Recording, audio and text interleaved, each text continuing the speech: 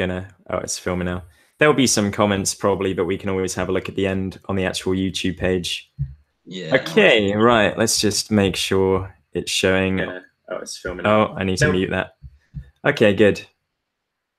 All right then. So for anyone who's already clicked the video, this is going to be a talk about health overall, but also depersonalization and anxiety.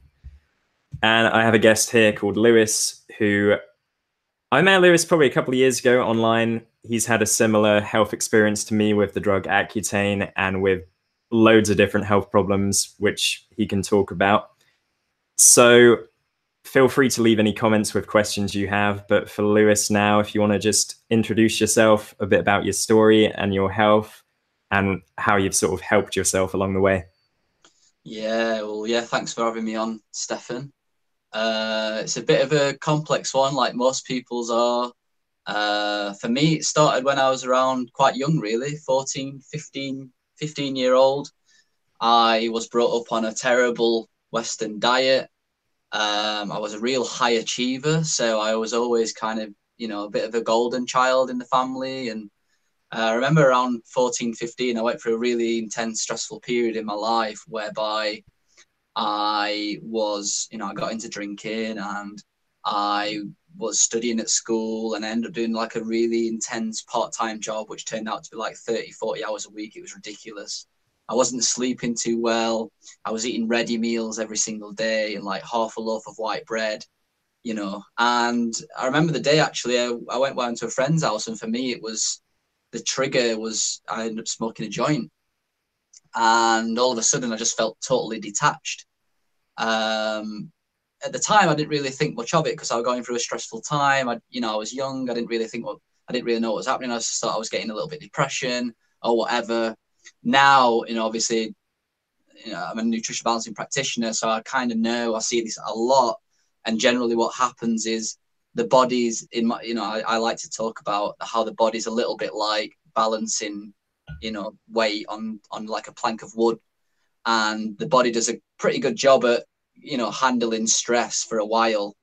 Look at some of the children's diets these days, and they're still running around happy and joyous, when in reality, what they should not be putting that sort of stuff into a human being. It's incredibly toxic and dangerous. But usually what happens is the body does an excellent job of keeping itself afloat, and then all of a sudden it'll just take one stressful thing. It'll just take like one brick, the straw that breaks the camel's back, and it just completely snaps, and all of a sudden you get kind of all these symptoms. Yeah. But for me, like I had this, I don't know why. I didn't really want to tell people about it. I was a bit ashamed. There's a bit of a taboo around like talking about your feelings, especially as a man, what I mean? But in general, talking about what's going off. Like for me, it was like, oh my God, I can't be ill. Like I can't have a mental problem. Like I'm the golden child, all this kind of stuff. And, my granddad had a lot of difficulties with his depression over the years, and he's had mental health illnesses, and I didn't want my family to get worried about me. So I just kind of kept on going. And I think now I know that I'm a real sensitive soul. And I think I was a real sensitive soul in the beginning as well. And I think one of the reasons why I got into like drink and drugs and all that sort of stuff is because there was something inside my soul that was like, this can't be what life's all about. I went through living my life at a really joyous time. And then I went into like the real world, and I was like, oh my God, this can't be what it's all about. This is really shit. Like I don't want to do this. So similar for me as well. I resonate with that. And I think that our whole story, although it's going to be different in areas, is so similar. Like the whole going from being a kid to an adult is such a weird transition, or at least it was for me. It just felt like there was never a clear point where my childhood should have ended. And I'm 28 now, and I still feel sometimes like that imposter syndrome of walking around, having a job and acting like an adult, but I'm like, I'm just this little kid inside. So that's definitely a part of it. And myself, I've always been sensitive to the whole world. And I guess because you're hidden from a lot of that when you're younger, the bad news, and you just aren't aware of it. But yeah, definitely once you've entered the adulthood, it's pretty difficult to deal with. Yeah, and I think like the more that I've become aware of certain things, and the more I become more spiritually orientated, I've realized that in reality, life should be a lot different to what it is. There's a lot of people that don't want you to be well. There's a lot of people that don't want you to know about certain information. So actually part of my development and my growth is actually realizing that there is a butterfly inside of everyone, and it needs to come out. But it's very, very difficult to do that these days because there's a lot of taboo around being your authentic self, and a lot of people actually can't be their authentic self because they're so toxic and malnourished and depressed that they haven't got the energy to do that. Do you think it's getting better in terms of, like, you know, gay rights or people changing their gender, all of this stuff? Do you think this is helping move in the right direction, or do you think that people are always going to struggle? Because I guess as well, going back to your earlier point, what kids eat these days, we assume as humans that that's just okay. Like, I mean, I myself still eat crap sometimes knowingly, but like, it isn't food, and we're so far away from nature that we aren't even really part of it anymore. But our genes and our history is kind of so strongly linked there that if we try and go against it, like obviously I've talked about not being vegan anymore in my recent videos, when you try and give up what our ancestors did for so long, your body just isn't going to listen. It's not going to work.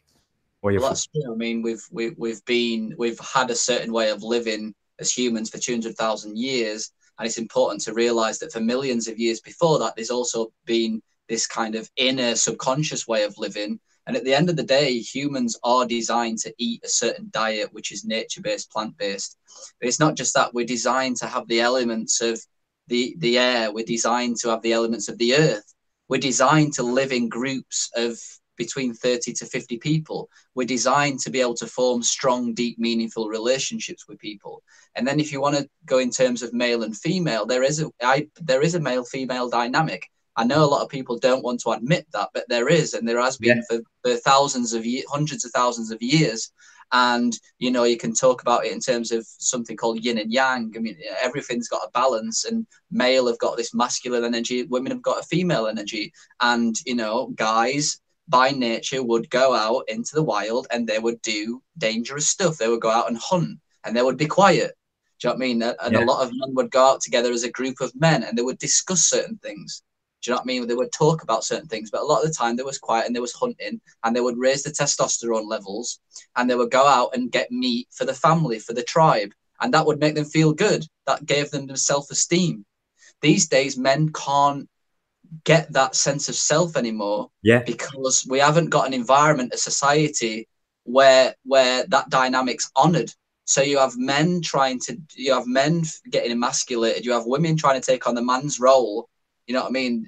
You know, with the whole feminist movement, I hate to say it, but this is what's happening. And we've got in a crossover, and it's causing massive amounts of problem, whether people want to admit it or not. It really, really is. You know, and part of my healing, I didn't only have to go out and heal my physical ailments, which was difficult enough. I mean, I should probably go back and finish off my story that I started. But, you know, it took me, I mean, all right, briefly.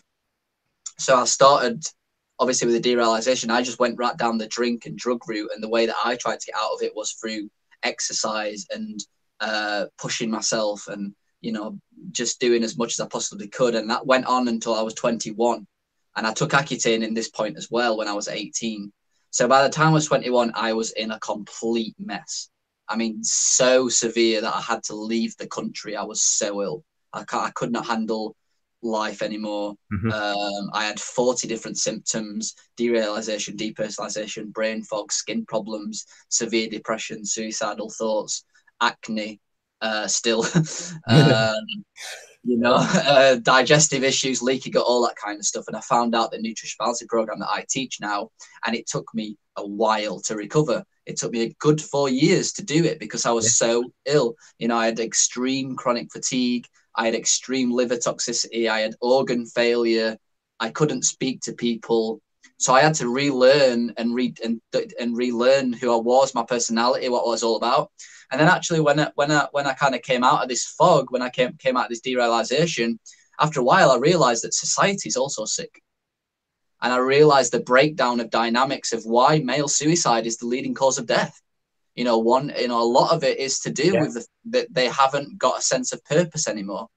And also, again, like you touched on, as a man, I mean, it's getting slightly better now because famous people killing themselves that people are a fan of, and they're like, oh, this is serious. This isn't just like some teenagers who can't deal with being bullied. It's like men can't express themselves, or if they do, people will kind of like walk away from it. Like people always say, oh, that person who killed themselves, if only they'd have spoken about it. They probably did to some people, and people just don't know what to say or what to do, and so they just go, oh no, I'll be right, we'll give some generic advice. Then people Yeah. are just left isolated. And I think women have that closer bond with their friends over their emotions, and they can be more that way. But Well, again, it goes back to the whole tribal aspect of things. You know, women by nature, and a lot of women these days, you know, women by nature need to realize the amazing beauty that they had. They are the seed creators. They create the environments for seeds to flourish. Do you know what I mean? And traditionally, you know, by nature, women would stay around and create an environment for children. They would be around other women. They would be they're talking all day, every day to other women. This yeah, is, you know, you see women these days who have postnatal depression, for example, when they sat in the house with the children, they got no one to speak to, you know. And a lot of women wonder why men can't open up. It's, well, a lot of the time we're not actually designed to open up. For most of our days, for 200,000 years, we was with our mouth shut, yeah, looking, do you know what I mean? Looking for prey. Do you know what I mean? And we would come back to camp at the end of the day, and we would get basically a rundown from the women about what's gone off for the past 5 days. So we would listen, and the women would be chatting away, saying, "This has happened, this has happened, this has happened," and we would be like, "All right, where did you see the cheetah? You know, where did you do this?" And but also traditionally, when a man had finished his hunt at the end of the day, he would sit round with a group of men and talk about the day, talk about problems he had at home in the camp, talk about his children. He would get it off his chest to other guys. We kind of had that a little bit 50 years ago with the working men's clubs, etc. But these days, we haven't got anything like that. You know, what I do, you know, this is another layer of my healing, is I've realized this, and now I set up men's groups in where I live in Sheffield, and we speak about things. You know, I go out and I hunt my own food. I grow my own food. I will hands down say to you right now, that is the most fulfilling thing I've ever done, apart from helping people. You know, what was that's that another. like? What was that like in the beginning? Because obviously, people now, like, well, I say they're shifting to a vegan movement. Not really. The you know, vast majority of people are just eating crap, but people are now going vegan, and there's this idea that we shouldn't even. Wait a minute. What is that noise? Is that your side or mine? Oh, that's my side. Don't worry. Okay, cool. Because I've got a MacBook Pro, so it should be quite good, but it keeps like overheating. And I was worried it was telling me it's about to shut itself down, but no, it's cool. That's me. But yeah, like a lot of vegans now, particularly because of factory farming, which I don't think anyone would agree with if they find out, you know, where most food comes from. But a lot of people now just believe we can be plant-based. And do you want to talk a bit about that from your point of view? Because I've certainly learned myself that it's only made my health worse in many areas. Sorry, it's going to stop doing. So basically, yeah, so veganism, vegetarianism. I'm a nutritional balancing practitioner, and what I teach is that we need to eat meat in the diet. Now, what we found is that if you were brought up in a good environment, do you know what I mean, under good circumstances, your mother was really well nourished, which most of them are not these days. You probably live in a country that's pretty chilled out, no stress. You can get away with a vegan vegetarian diet. However, there's a few problems. One, a lot of people move into a vegan vegetarian diet often because they actually feel bad inside. Do you know what I mean? And you know, sometimes being a vegan vegetarian makes them feel a bit better sometimes, but that's not the point. The point is that they're often coming in the Western world from a malnourished perspective and very toxic, you know. So they get into vegan and vegetarianism, and they find over time that their health will start to diminish. Now, we found in what we do in nutritional balancing science that we need meat to function. We need to also realize, going back to the tribal aspect of things, we've cooked meat for over 200,000 years. It's been part of our development, is eating meat. And if you actually look at the studies from hunter-gatherers, 90 98% of hunter-gatherers were meat eaters. And in my opinion, was probably way, way more conscious and way more connected to the environment than what we were. I mean, if you study these people, they were, they was really kind of connected with the earth. They was connected with animals. They respected animals. Yeah. They respected animals way more than what we do now, in my opinion. But they say in all their texts, they say, if you actually do the research, that they need meat for health. They need meat for vitality. And there's also studies done of the very, very small population of hunter-gatherers that were actually vegan and vegetarians. They actually did studies on these people and found out that they was in worse health than the vegan vegetarians, than the meat eaters. Sorry, is that the Weston Price stuff? Because I've seen about that, and obviously when they've studied, I mean, I guess that's studying different ways of eating entirely. But when he looks at natural cultures, they had like great teeth, great health, no sort of chronic health problems. Because, of course, nowadays, and this is what sort of is meant to strengthen the vegan movement, is that there's all these studies that are saying that meat is the cause of disease, and it's meat and dairy and other animal products as well that are the leading problem, where, of course, these studies are most likely always based on people who are on a standard diet, eating factory farmed meat, eating a load of crap. If that was the case, we would all be extinct. I know. If meat was the problem, we would all be dead. If milk was the problem, there's a tribe who literally just drink milk. Wow. They drink milk. I can't remember the tribe. I think they're called Maasai or something like that. And they drink like 2 liters of milk every day, unpasteurized milk. So there's, Eskimos, all they eat is seal. They're just eating meat every day. Their cholesterol's perfect. Yeah. So these arguments are really fall by the wayside. And what, Nutritional Balancing Science is 40 years old. This has been developed for 40 years. We've not had any issues in terms of chronic health problems or cancer or diseases or anything like that. And we promote people to eat meat every day. And I'll tell you from experience, when I started eating meat, my health transformed incredibly. Well, when I started eating more meat, I was never a vegan vegetarian, but I know a lot of my friends have been vegetarian and vegan, and I know that when they eat meat, they say they feel better. I have clients. Obviously, I work with quite a few hundred clients now. A lot of them come from a vegan, vegetarian background, and I can tell you now, usually they all have the same symptoms as well. They're usually very cold. They usually have skin problems. They usually have insomnia. Their mind's racing constantly. And the reason for this is because they lack in meat. They're lacking certain nutrients in meat, especially a certain type of zinc. Because vegans believe that, and I don't believe this anymore. At one point I wanted to, but they believe if you supplement B12 and just eat a balanced diet as a vegan, you're getting everything. Whereas stuff that we don't really think about so much, if we're not aware of it, like zinc or iodine, or just, there's quite a few. Iron is questionable as well. People debate whether heme or non-heme iron is better, but just the digestibility of foods. Like, you could look at something like kale and say, oh, it's got this in, and this is how much I'll get. But that's not necessarily true, because if we're not meant to consume a fucking pound of kale, then people aren't actually absorbing the nutrients. And for me, one of the reasons I had to stop being vegan was the bloating and the digestive issues that just got way worse, and I'm still trying to sort out now. And fruit seemed to be one of the main causes for me as well. I'd have an apple, I'd get crazy brain fog. If I have an apple now, I notice it. Like, I feel okay. I have my apple at lunch. Oh, I feel kind of like trippy and depersonalized. So that's where I realized a lot of this just comes down to your physical health and nutrition, rather than it's a mental problem like a lot of people will assume. Exactly. And this is an interesting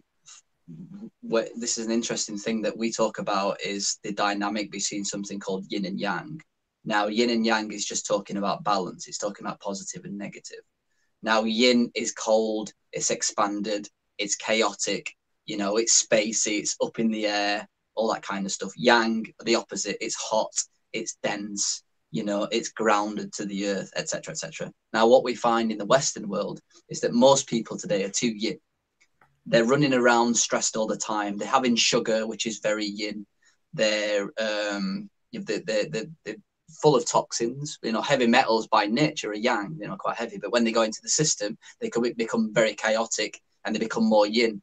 So the trick is for healing, and this is a lot of the reasons why people don't heal properly, is that we've got to become more yang in the Western way. Now, you can see yin and yang in terms of food. Fruit, super yin, grown way high up, really sugary. Now, if you eat in a sugar bomb, which basically fruit is, into a body that's already really yang, really yin, it's going to make you even worse. It's going to make you more space. It's going to make you more sugary. Yeah. Now, you can see the balance of yin and yang on Earth. If you go back to the tribal people, let's take someone who lives on the equator, super hot, red hot. You know what I mean? They're very grounded to the earth. Their main nutrition comes from high fruit, from yin things, because it balances things out.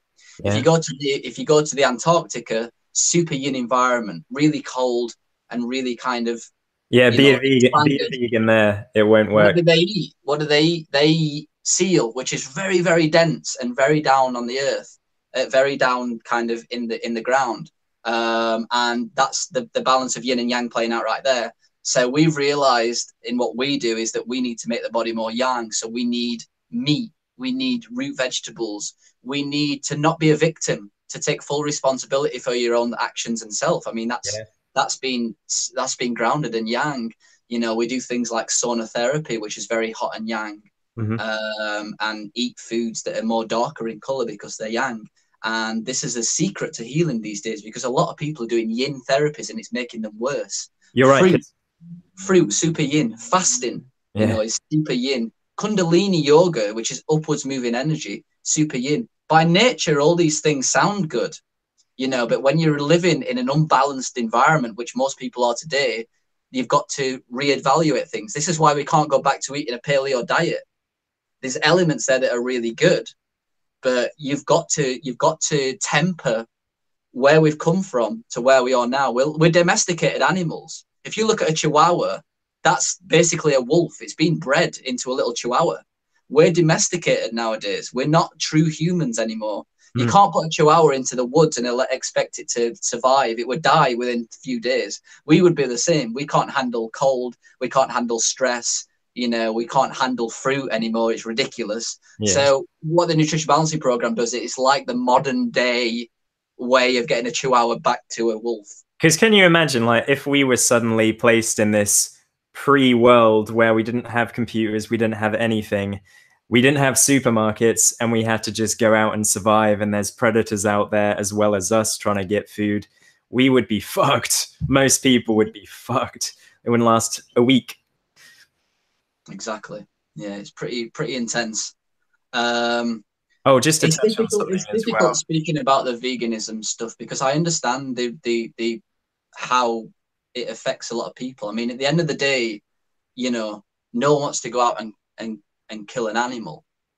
It depends how you look at it. You know, what's more violent? You know, going out and hunting your own lamb for your own food, or stripping down fields and fields of ecosystems to grow soy.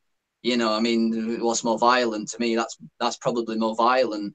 When you go out and you have a connection, I mean, I go out and hunt now, but when you have a connection with that animal, it's very sacred, you know. And if you're from my perspective, I believe there's so much information out there that the soul lives on, you know, and that this is actually a classroom, and the way that the world's set up is based on this give and take momentum. You know what I mean? You life for a life kind of thing. I believe that there's souls in animals, in humans, in plants, in rocks, in the earth.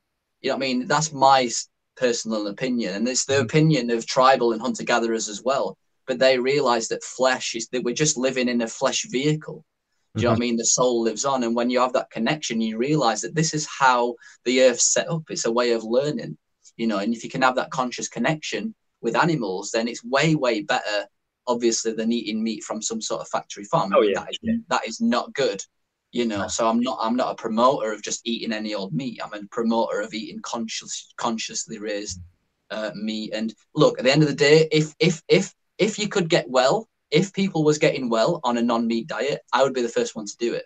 Yeah. Do you know what I mean? But that's not what seems to be happening. And people can argue and argue and argue all the time. I mean, I have a lot of vegans that argue all the time. And as soon as I said to them, well, all right, let's see your hair analysis test. Let's see how healthy you are. All of a sudden they turn around and they don't want to do it.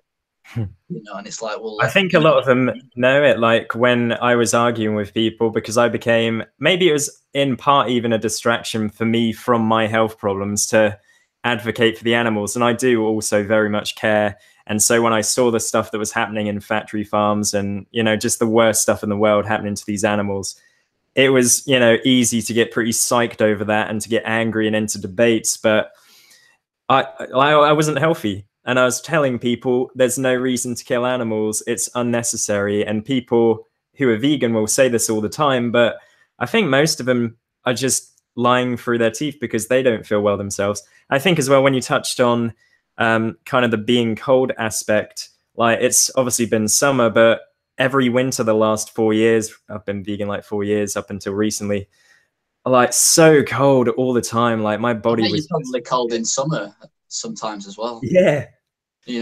That's another thing to it. And,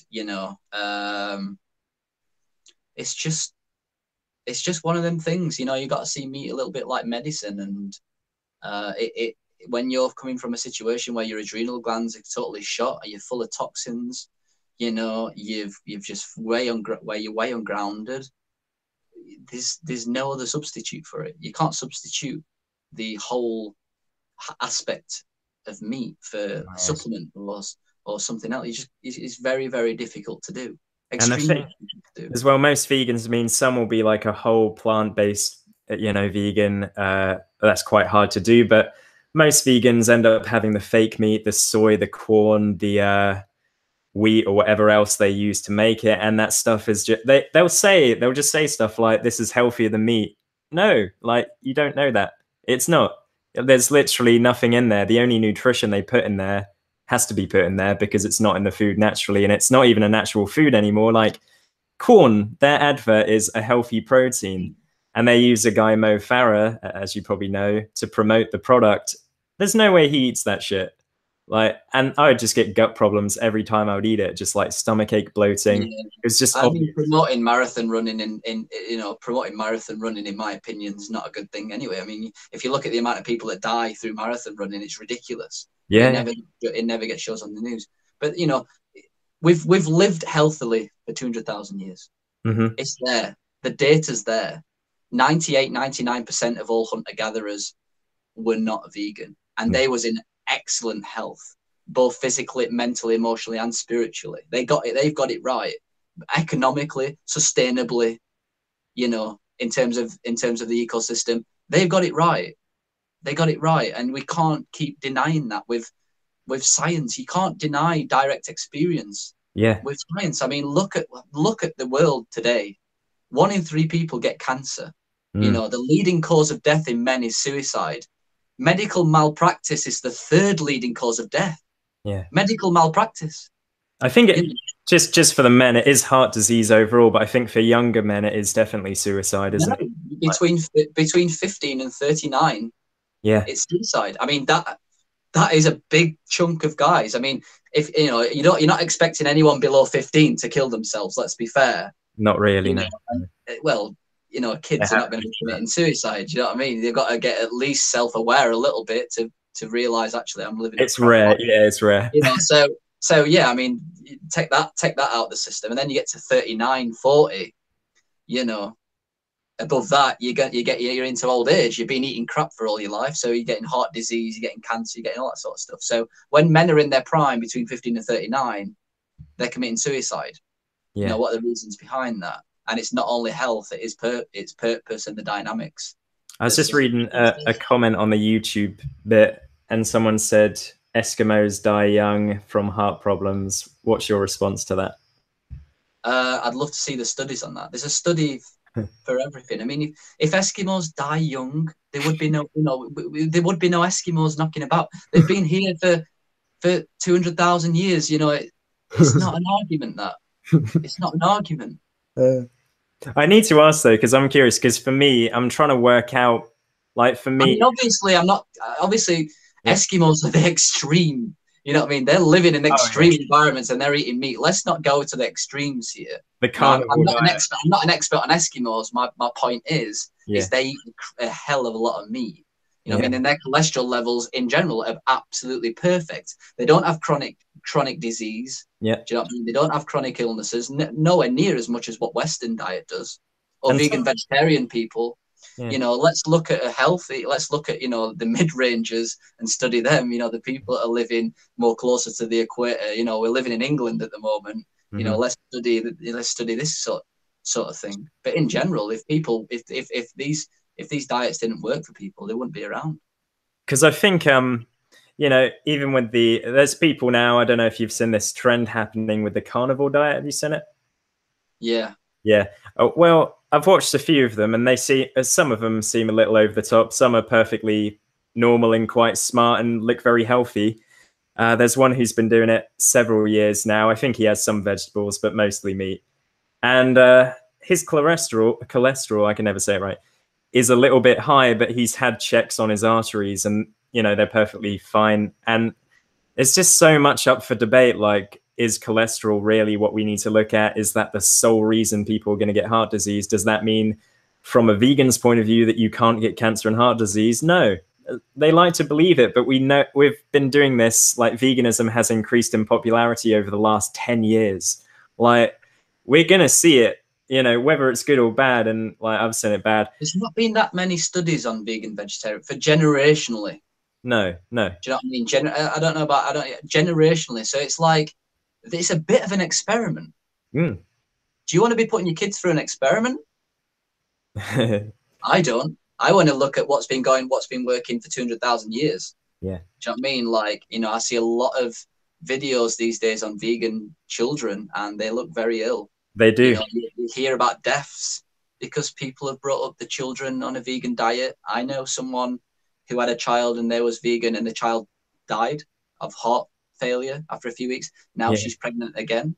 yeah. And there's a part of me that thinks that there's a problem there. Some of the boys Um, just look like really feminine. I've been watching some of these videos of vegan kids, pedophile, and the kids just a lot of the boys, and it might sound ridiculous, but they just look like they're not developing into a man properly because maybe their hormone system isn't working right. Just eating fucking plant-based foods and processed, you know, I fake. used to be very feminine, Yeah. very feminine kind of flamboyant type of guy. Mm. And I started the program and started eating meat. Over the years, I've become way more masculine to a point where women actually find me attractive. I mean, I'm not saying they didn't find me attractive at all, but I offset an energy that women like. It's a natural energy of groundedness, Hmm. of being sturdy and being strong and can hold space for people. Yeah. You know, I now smell like a man. Let me smell you. Hormones, you know, Mm. and all these kind of stuff from eating meat and eating proper things. Yeah. Um, you know, I suppose I don't want to kind of divert too much on the veganism Oh, sort of I thing. know. Yeah. Eating meat is just a part of what we do in the Yeah. program. You Just know, before we move on, might one be a good last idea to point. move back to the derealization. Oh, of course, yeah. One last point, just because I'm asking out my own curiosity. But how long have you been hunting meat and or animals, and what was it like the first time you actually did that? Because I imagine for me that would be like really crazy difficult. Not that long. I mean, I've been doing the program now for nearly 7 years. For the first 5 years I was in a bad way. So I was detoxing and healing and going through various trauma releases, coming to terms with the world, you know, realizing the truths and stuff. So I was basically just kind of isolated, and I was in Thailand and doing a lot of things. It's only been in the past 6 months, 7 months where I've really started getting into hunting. Um, the first time is powerful.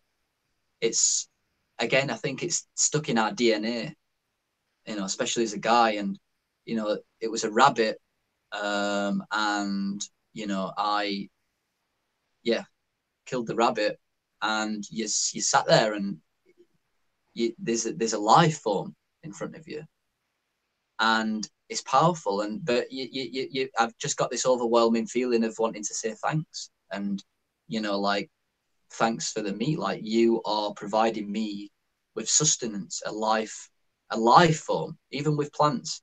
You know, we don't get that these days. You know, even with plants, I mean, I go out, grow my own food. I mean, you have a connection, you have a relationship. I think that's what the earth's all about. It's about having relationships and connection and community. And unfortunately, as humans today, we feel like the earth was made for us, and Mm-hmm. it's not. You know what I mean? It's not made for us at all. There's just beautiful connection these days. You know, when a lion goes out to hunt a zebra, he just hunts the zebra, he finishes his food, and he leaves the zebras alone. With Mm-hmm. humans, we don't not only hunt the zebra, we wipe them out. You know, we don't. You know, it's as if we own everything.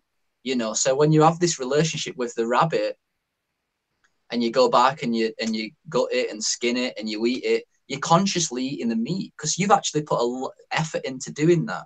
Do you know what I mean? So it's a very kind of personal thing. It's like you've harvested this animal that was a life form, and then you're actually eating this life form, and it's like power in you, and it gives you a lot of respect for that animal, like super amounts of respect. And you also feel quite you know, there's a certain level of self-esteem because I'm taking responsibility for my own life.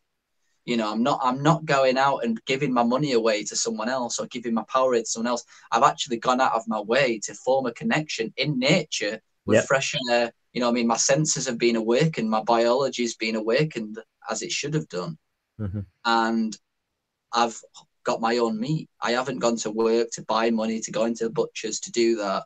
So it also gives you this sense of like sovereignty that we're missing as well, that we used to have in hunter gatherers. It's what gave us our sense of self, is that we didn't need anyone, maybe apart from God. If if you're spiritual, you don't need anyone. We just used our hands, our feet, our mind, our knowledge, our intuition to have this beautiful relationship with the earth.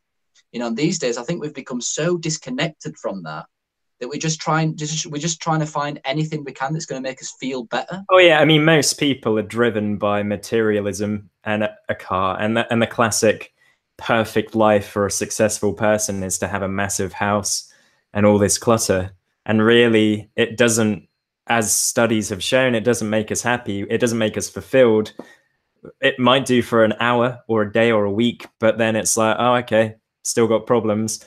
And really, like, we have to work most of our life, but all we are working for is shelter and food. That otherwise, if we were part of nature, that would be what we're working towards every day. And once we've eaten, I can do whatever the fuck I want now today. Just relax, chill out, survive.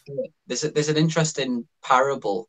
I don't know if I can explain it fully now, but it's about a guy who's out fishing and he just collects his fish and finishes for the day. And this guy comes out with a bigger boat and he's like, why don't you catch more fish? He's like, why would I want to catch more fish? He's like, well, if you catch more fish, you can sell it and you can get a bigger boat like this, that you can get more fish. So that's what he Mm. did. He got more fish. He sold his fish and he bought a bigger boat, and he's going in his bigger boat, and this trawler comes down with an even bigger boat. And he's like, well, why don't you get more fish? Why don't you do this and get more fish, get more money, and you get a bigger boat like this?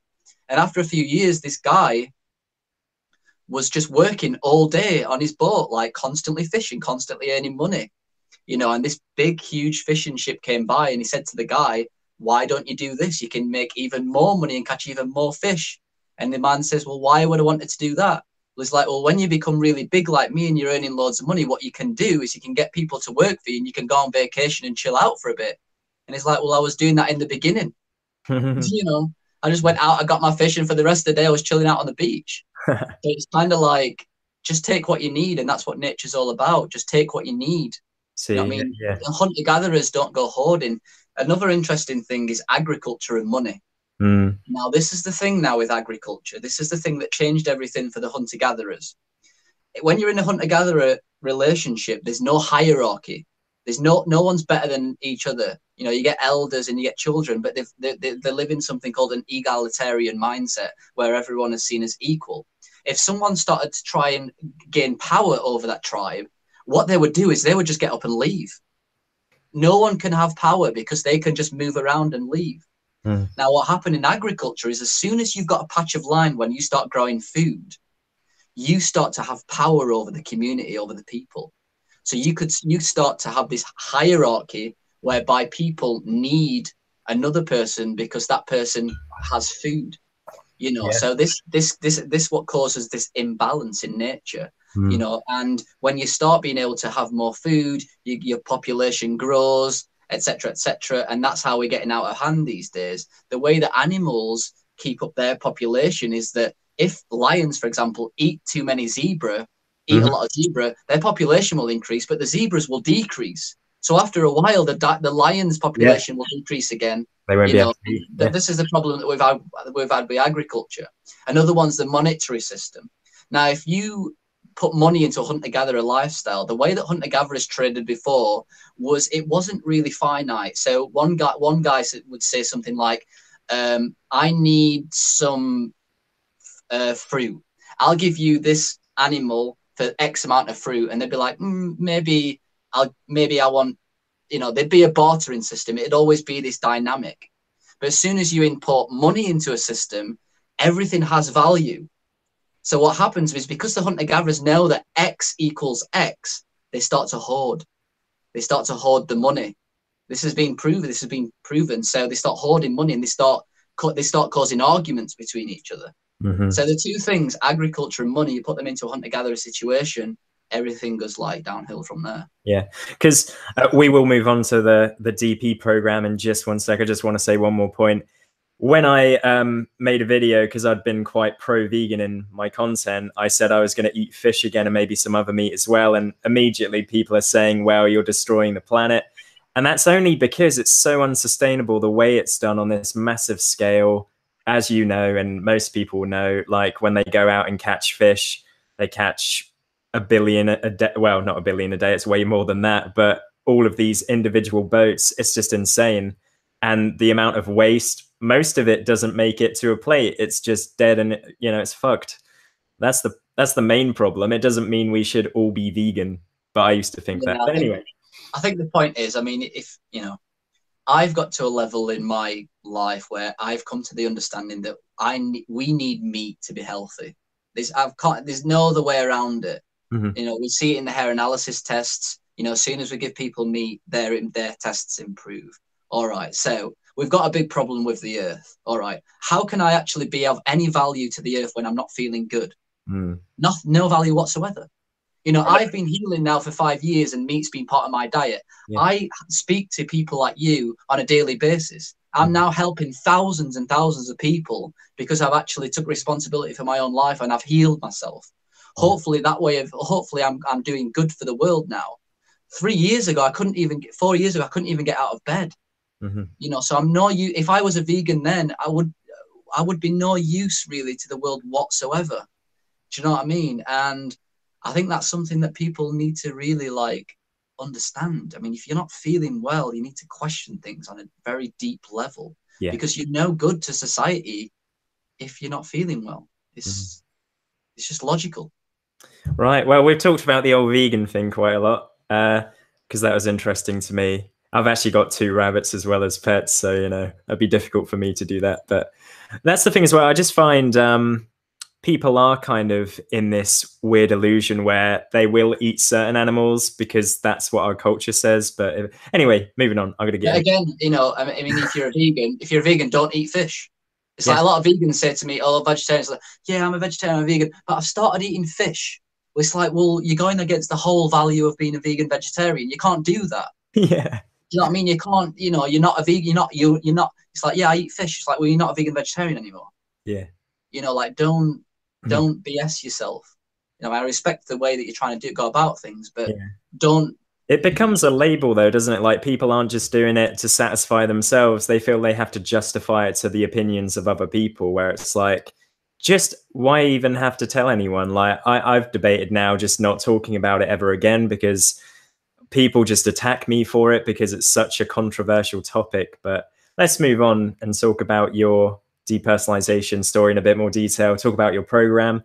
And obviously, you're mentioning the hair mineral analysis. Some people be like, what is that? They won't know what it is. I know what it is. I actually had a look at my result again just before we started.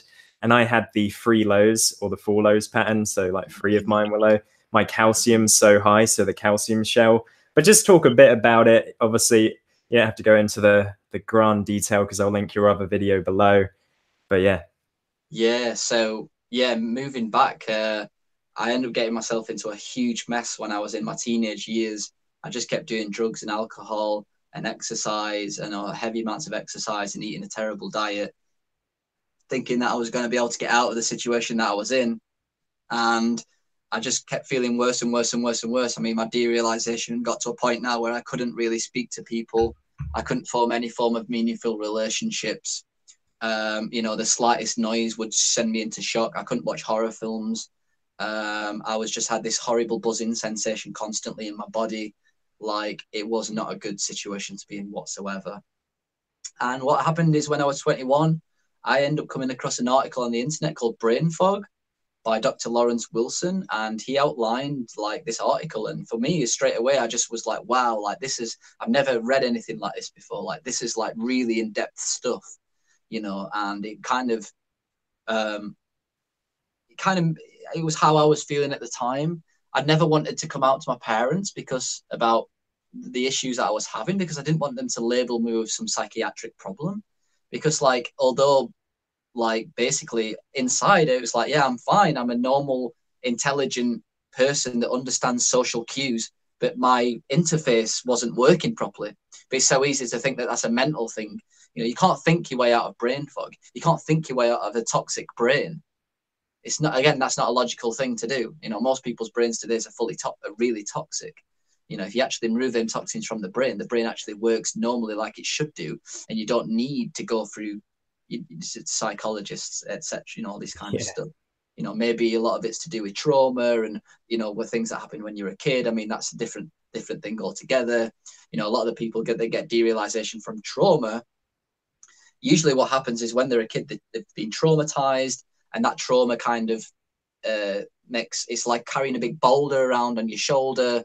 But again, they'll do things that are not good for the body. It manifests in the body. They'll drink, they'll do drugs. So healing trauma is just like healing any other physical thing, in my opinion. What we find is that actually, when we give the body what it needs, the body has the energy, the adaptive energy to kind of go back to the scene of the crime, release the trauma, and you can carry on with your lives. But anyway, I ended up reading Brain Fog, and all of a sudden I was like, this is the answer. This is the answer. And I started the Nutrition Balancing program. Little did I know that the extent of the damage that I had done to my body. Like, it was severe, severe damage. And basically what had happened is that over the years, my body had managed to create like a scaffolding around itself to keep itself propped up.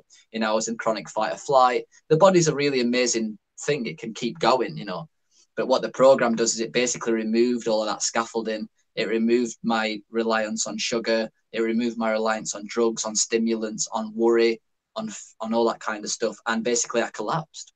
I just got extreme fatigue. Now, this is the biggest issue for anyone starting a nutrition balance program, or anyone starting a program that actually works.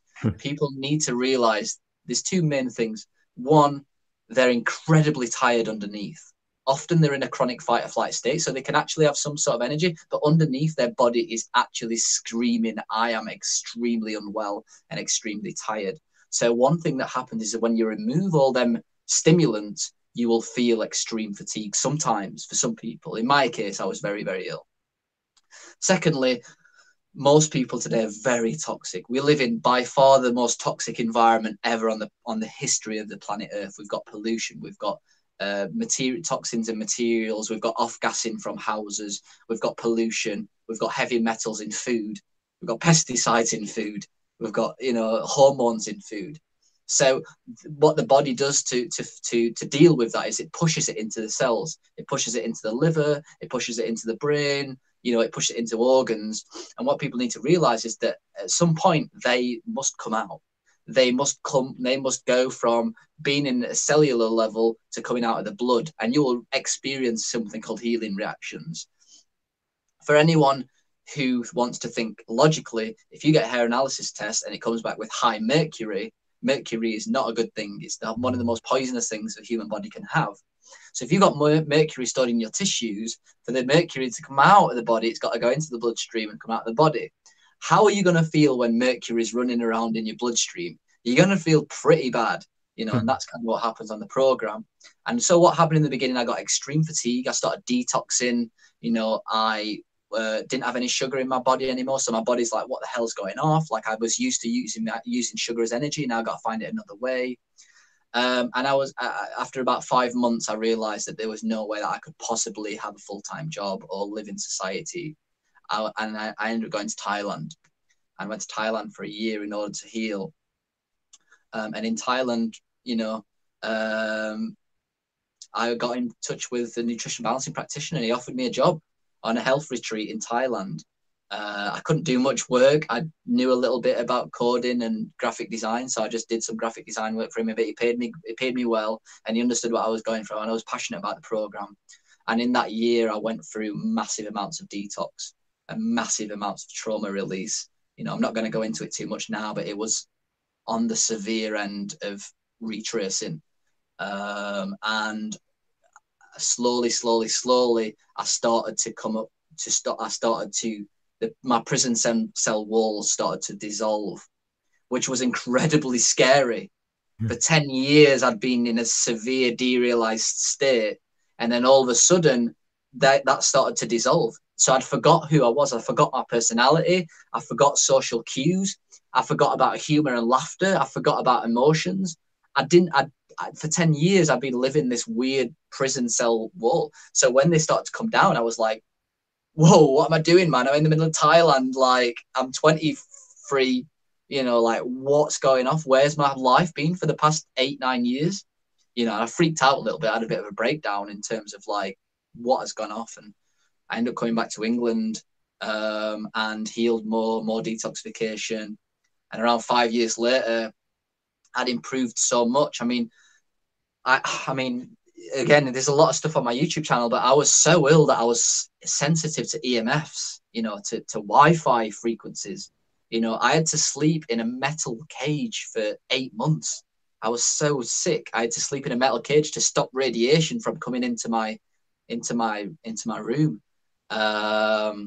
So yeah, around 5-6 years later, I ended up becoming a nutrition balancing practitioner because I'd learned so much, not only about health and derealization, but about candida, skin problems, how to live a good life, how to live a good lifestyle, how to detox, the dynamics between male and female, the problem with, family breakdown, all the different movements that have been going off. And I've slowly built up a reputation for myself, for someone that speaks his truth, speaks as honestly as possible. Yeah. It's the same with the vegan stuff. I started a program because I read an article on my problems, and I just started the healing program that included me, and it got me well. And I realized over the years that a lot of people that don't eat meat, if they do eat meat, they feel much better. Do you know what I mean? I'm not this proponent of, I'm just a normal guy that had a crappy life and a crappy upbringing. I ended up doing this program, and I found out that this works, and it does work. And I'm getting, my YouTube channel now is getting testimonials after testimonial. And, I think one good thing about what I do is that when people present me with a question, instead of me getting all defensive, I will give them a good logical answer. I mean, if you look at all the YouTube comments that I have, I can always provide people with a logical answer because I've been through that experience myself, and derealization is a complex entity. It's one of the reasons why not many people can fix it. A lot of people instantly think it's a mental thing. I'll tell people now that, in my opinion, it's 80% not a mental thing. It's a mixture of layers, and a little bit like the yin and yang thing in the beginning. You've got to understand that as well to heal. Derealization is a combination of many different things that you can usually find in the hair analysis. You have like candida. Candida is a fungus. It's very overgrown in people these days. Very overgrown in people that've got yin toxicity. Very overgrown in vegan vegetarians and fruitarians. Have a lot of candida problems. So candida tends to grow in the brain quite a lot. So that causes a fogginess. It releases formaldehyde, which is a form of alcohol. So you feel drunk. So that's number one. Then you got parasites. Parasites that are living they thrive on unhealthy environments. Parasites get into the brain. They get into the liver. They also release toxins. Then you got copper toxicity. Copper toxicity is very, very important one these days. It's very hard to test for copper toxicity. A hair analysis is one of the only ways of doing it. Even on a hair analysis, you'll generally find that your copper looks normal, but you've got to look at other factors like a 3 lows pattern or a 4 lows pattern, which are indicators of someone who's got hidden copper toxicity. After a while, that copper will come out of the system. The reason why people have got copper toxicity these days is because most people are low in zinc, which is ironically very high in meat. So when you get zinc and copper work together, again, it's the yin and yang. Zinc's very yang, copper's very yin. Copper's very female, zinc's very male. You know, a lot of people who have, you know, a lot of women have a lot of issues with copper toxicity. I'm not going to go into it too much, but in simple terms, copper rises in the system. When copper rises, it detaches you from reality. It's the body's natural mechanism for detachment. It's also a neurotransmitter. It stimulates the mind a lot, so it makes you overthink. You know, if it gets as well, right? It's very high in people that are creative. You know, if it gets really high, you get existential crises, you get bipolar syndrome, schizophrenia. So that's free. Then you got all the toxic metals. You got mercury, which is very high in people. Aluminium is extremely high in people these days. That causes a forgetfulness. Then you got manganese, lead, arsenic. You know, you've got loads of toxic metals that are causing problems in the brain. Then what you got is you've got yin disease, you know, yin toxicity, which is we have an energy system in our body. If the energy should be moving down to keep you grounded. Because people are yin, because of all these issues, the energy is moving upwards. So this makes them even more spaced out and detached. A lot of fruitarians, for example, think they're getting more spiritual. In reality, they're getting more yin. Yeah. That's what's interesting. They know they're getting spaced out and yin. Actually, when you actually become more yang, you become really spiritual because you're connecting with the earth and you're connecting with the heavens above, you know. Other things. Sorry. You had yeast infections and stuff, right? From when you had your health issues. You had that? Yeah, when I was born. All right. Because I haven't even told anyone this yet, and it's live, so fuck it, let's just do it. About 7 or 8 months ago, it was before Christmas, so it was a while ago. I started getting like yeast infections on my dick.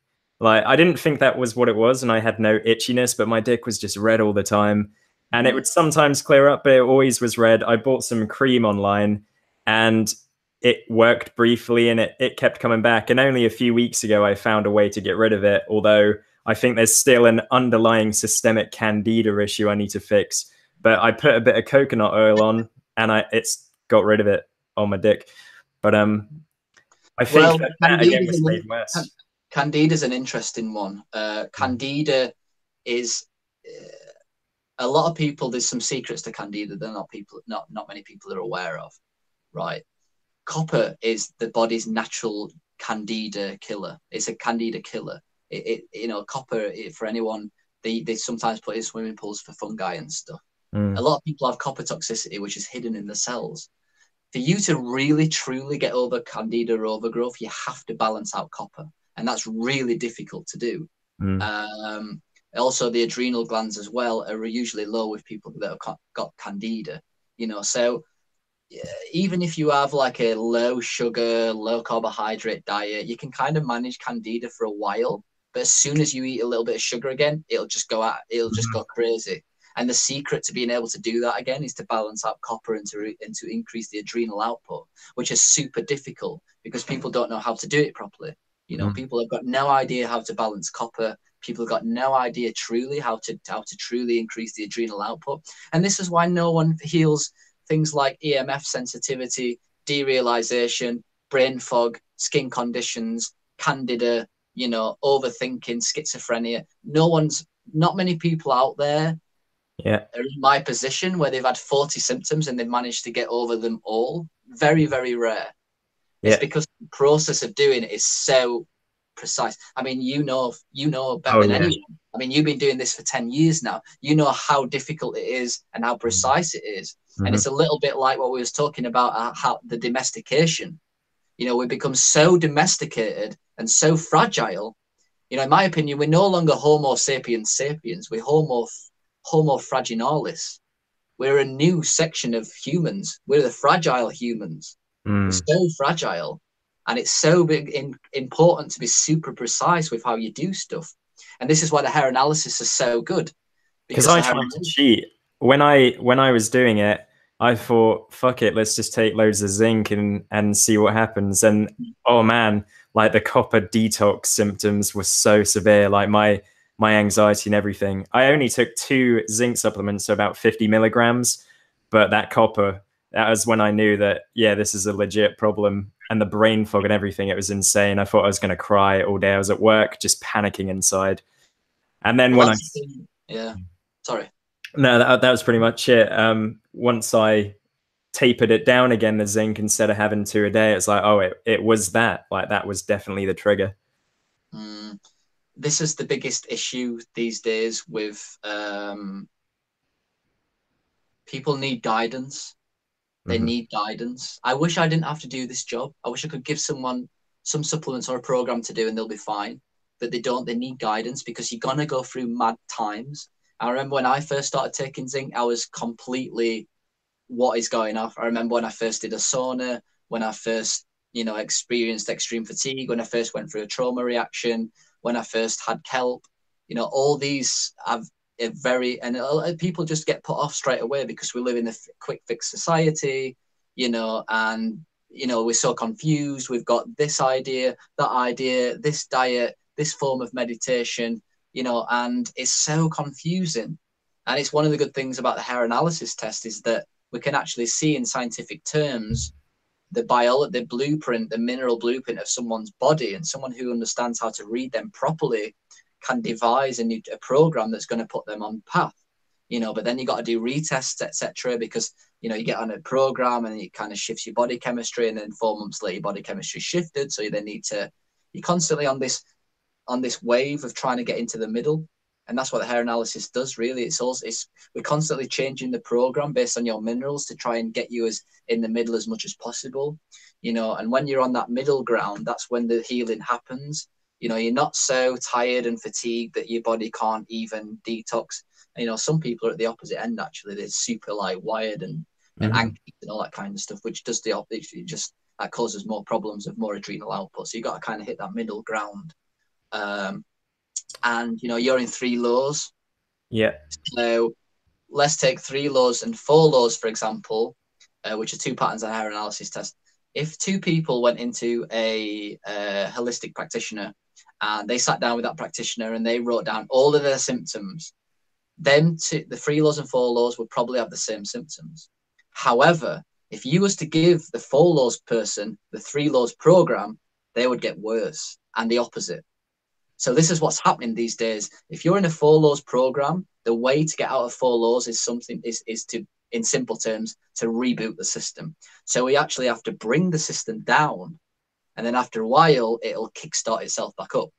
With someone in 3 laws, what we're actually doing is we're actually raising their metabolism a little bit, and that's how you get out of 3 laws. So you can see the problem here. With one, we're going down to come back up, and with the other one, we're kind of going straight up. You know what I mean? So a lot of people are being given in 4 laws something that's going to make them 10 times worse. Sometimes zinc, a lot of people, zinc can make people worse depending on their pattern, even though they've got copper toxicity. Do you know what I mean? So a lot of people watch my videos and they'll get in touch with me 6 months later and they'll be like, oh man, I just took zinc, Lewis, and it sent me crazy. And I'm like, why did you do that? Like, if zinc was the answer, I would not have a YouTube channel with so many videos. I would just be like, take some zinc, you're going to be fine. The whole world would be super healthy if the problem was down to zinc supplementation. The reason why the whole world is really unhealthy is because it's so bloody difficult to find the answer these days. Because massive amounts of information and massive amounts of detox. So my point is, it's super, super precise. Your program that you've recently released, then, is that in line and to be used with the nutritional balancing?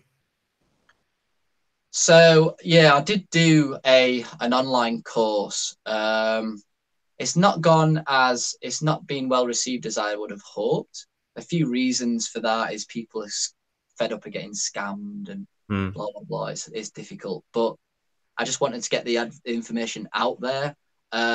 in all honesty, you need a hair analysis test and you need guidance. Yeah. You know, the nutritional balancing program that I provide for people, it's kind of a way that I was trying to get people to start, because it will make you feel better. It'll heal maybe 60% of your problems. And that kickstart is enough for some people to be like, oh, I actually trust this person now. Because people get bombarded with so much BS that they find it very difficult to put the trust into someone. You know, so they'll not get in touch with someone like me because they're just too skeptical. So the course was a way for people to have a try, and they'll usually feel better, but after a while they'll probably come to the realization that they need more targeted guidance to take them to hit them deeper steps. I've linked it below anyway for anyone who's watching this. I mean, check it out if you want. You know, if you really kind of, you know, resonate with what I'm saying, probably best to send me an email. If you're interested, my email's Lewis, Lewis, at deephealingspace.com. I think Stefan's put our YouTube channel in below, yeah. So it's Deep Healing Space. So yeah, I mean, I'm a nutrition balancing practitioner. I do this full time. I love it. I didn't used to like it, but I love it now because I know how powerful it is and how much it can help people. You know, there's not a better feeling than me sitting down with someone and knowing that I've helped them in their life somewhat, you know. And I've been a practitioner when I was still healing, and it's not fun because I was still a little bit sick, and I was like, I can't be bothered with this. Did you ever doubt the program when you were still healing? Did you think, I don't know, maybe this isn't? All the time. Yeah. It's so, because you're releasing so many toxins that sometimes it's like you're swimming through a swamp of toxins. So you're like, I remember when I detoxed a crap load amount of copper. Yeah. And I mean, you know what it feels like a little bit. I mean, I was doing the program full whack and it was so extreme.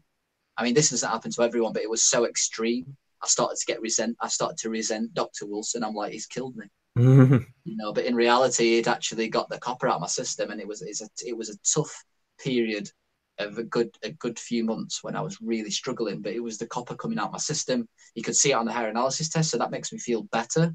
Yeah. You know, if you went to a practice, if someone just come to me and I didn't have any scientific background, and they went through something like that, you'd be like, oh, fuck, I think you're gonna have to go to the hospital, man. You're like, what's going on?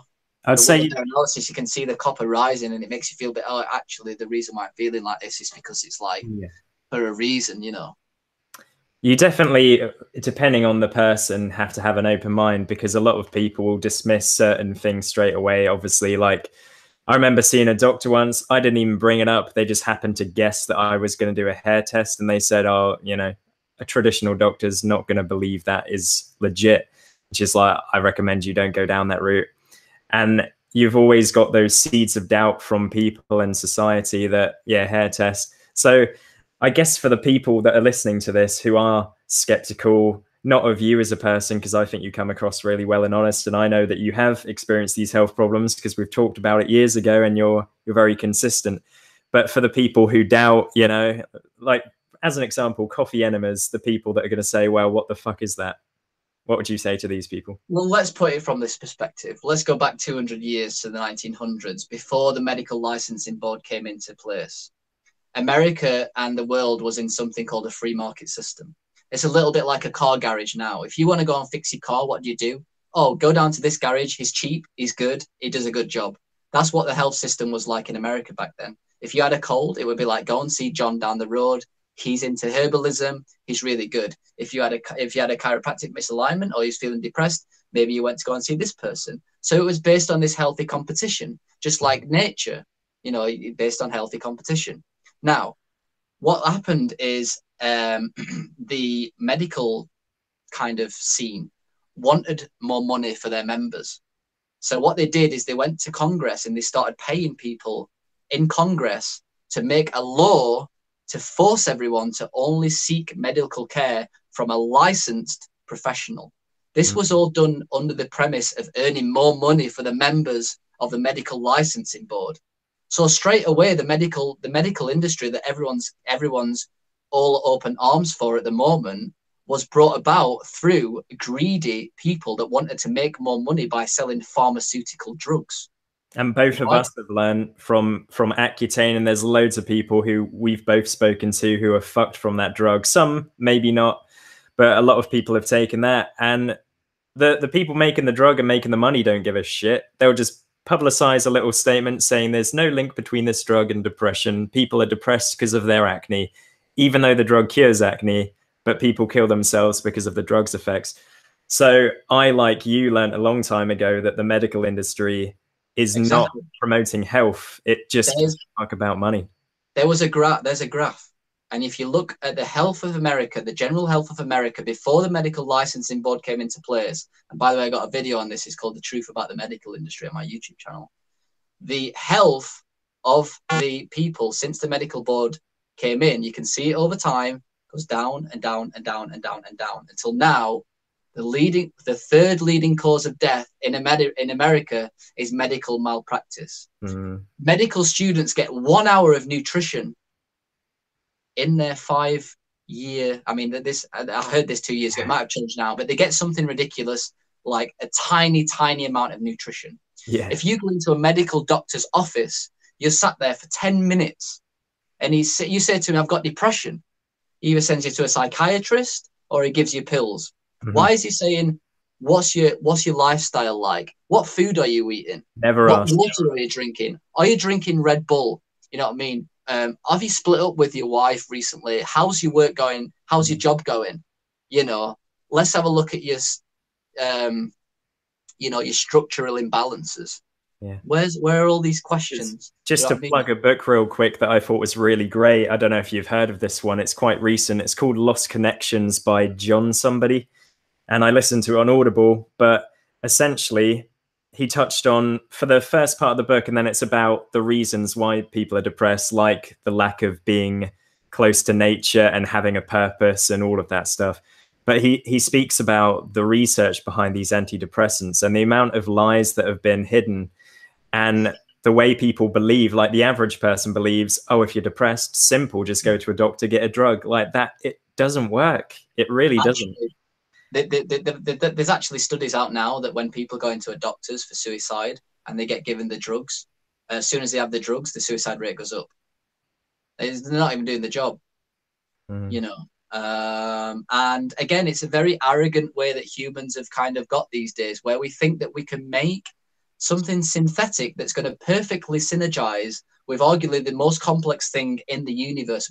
We think we know a lot about the human body, and we do, but we don't know how these drugs have an effect on very, very, very deep, complex levels that nature's figured out for millions and millions of years. Yeah. The dynamic between biology, you know what I mean? Like, it's so incredibly complex for you to think that you can take this synthetic drug and it's gonna like not give you unhealthy reactions. There are people rather than like a herb that have been that we've been synergized for millions of years, and you know, even with herbs, like a lot of medical drugs are actually extracts from herbs. And there's another arrogant way of looking at it. It's like, oh, we'll find the active ingredient. It's like, no, you're thinking that you're going about it the wrong way. It's not the active ingredient, it's the whole system that works. Do you know what I mean? And this is what nutritional balancing is all about. It's not just about giving a diet or supplements or this. It's about like providing a holistic approach, basically giving the body what it needs, and then saying to body, use your own wisdom to figure it out what the problem is and heal it. That's all the body needs. It's just like a plant.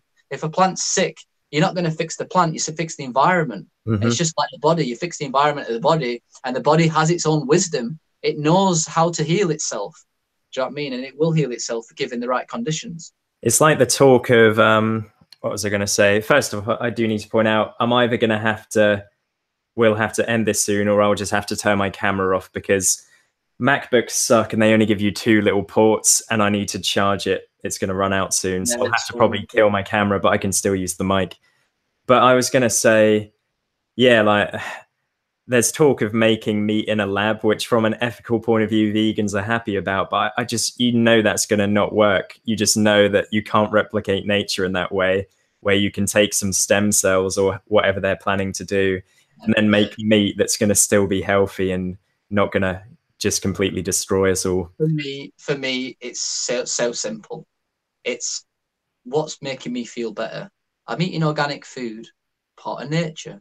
I'm drinking spring water, part of nature. I'm eating meat, part of nature. And then we move on to more of a social aspect. I'm forming deep, meaningful relationships with people who actually give a shit. Mm. Part of our natural environment. I'm going out growing my own food and hunting my own food. That gives me a real great sense of self. Part of nature. You know, I'm going out in the sun, I feel really good. I'm getting my vitamin D. Part of nature. If I go and sleep outside and I'm in the circadian rhythm of the moon's sun cycle, I feel much better. Oh yeah. Part of nature. You know, and these days we're just so far removed from that In natural every aspect. area that we can be, electricity, like keeping us up until midnight when the sun in the winter has set at 4 p.m. Like, there's so much research behind that. Like, some people think if you get 7 hours of sleep or 8 hours of sleep, that's fine. But if you go to bed at 2 in the morning and wake up at 9 in the morning, you're going to feel shit because you've disobeyed nature, basically. You tried to cheat the system, We're and trying to cheat. it won't work. We feel that the world was made for us, Mm-hmm. and it's just a real terrible thing. And we have to have prophets and religions and all this kind of stuff to make us feel better, to teach us how to, you know, to teach us how to live. We're trying to go to the moon. We're trying to do this. We're trying to build iPads, but no one knows how to live. No one teaches us how to live, but it's already there. The blueprint's already there. You know, no chronic diseases, sustainably fine, politically fine. You know, it makes us happy. It fills us up with self-esteem. We're part of nature. We're biological beings. People don't realize how beautiful it is to have a connection with nature. It's really beautiful. Why, what do people do when they feel sad and depressed? They often go out into the woods. They've got to get to their lowest point to go out into nature. Yeah. Same with war. We've got to have wars for us to come together as a unit, as a community again. And nature's not stupid. It knows that we're going to have to go back to it sooner or later because we feel crap.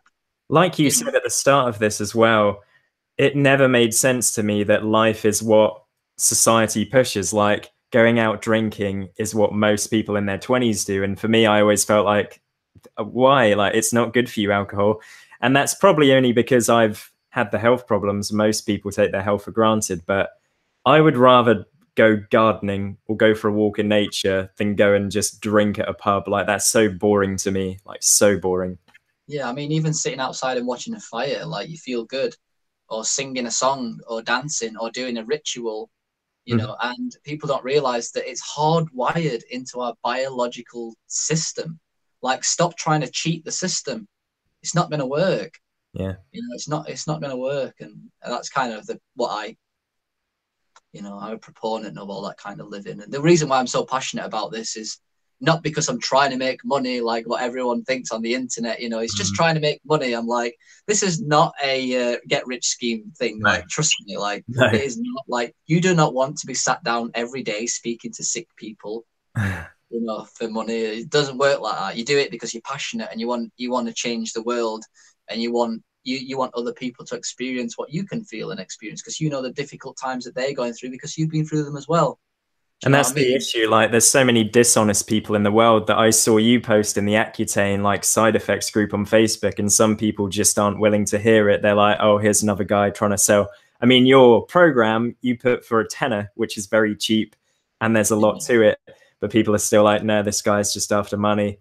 But I know from speaking to you that you've gone through the Accutane side effects. Maybe some people are worse than you were, and they don't feel they can recover. A lot of those people, and I've been in that place myself, are so hopeless that they just aren't willing to even hear anymore that it's possible to get better. And it's so hard, it's so precise and so hard.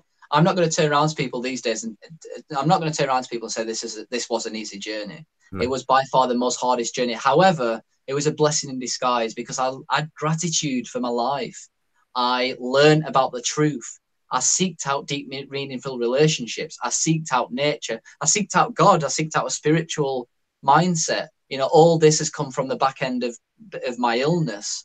But it's so hard to do. The yin and yang kind of thing is very important. Understanding biochemistry, understanding zinc and copper, understanding how to live, understanding how to build a business without exerting too much energy. Like, it's so complex. And we've got 400 videos on our YouTube channel just trying to help people. But I will say, if you want to check out the course, check it out. Yeah. You know, but yeah, if you do want to start a nutrition balancing program, just get in touch with me, Lewis at depersonalization.com. You know, check out my website, depersonalization.com. Happy to answer questions or chat on the phone or any of that sort of stuff. From your point of view, with your health now, then, just give people a little look into what to expect. Like, what do you eat now? Do you ever have processed foods? Do you ever go to a restaurant? Because obviously restaurant food's pretty shit. Do you ever like have a cheat day, or are you really like strongly committed to this?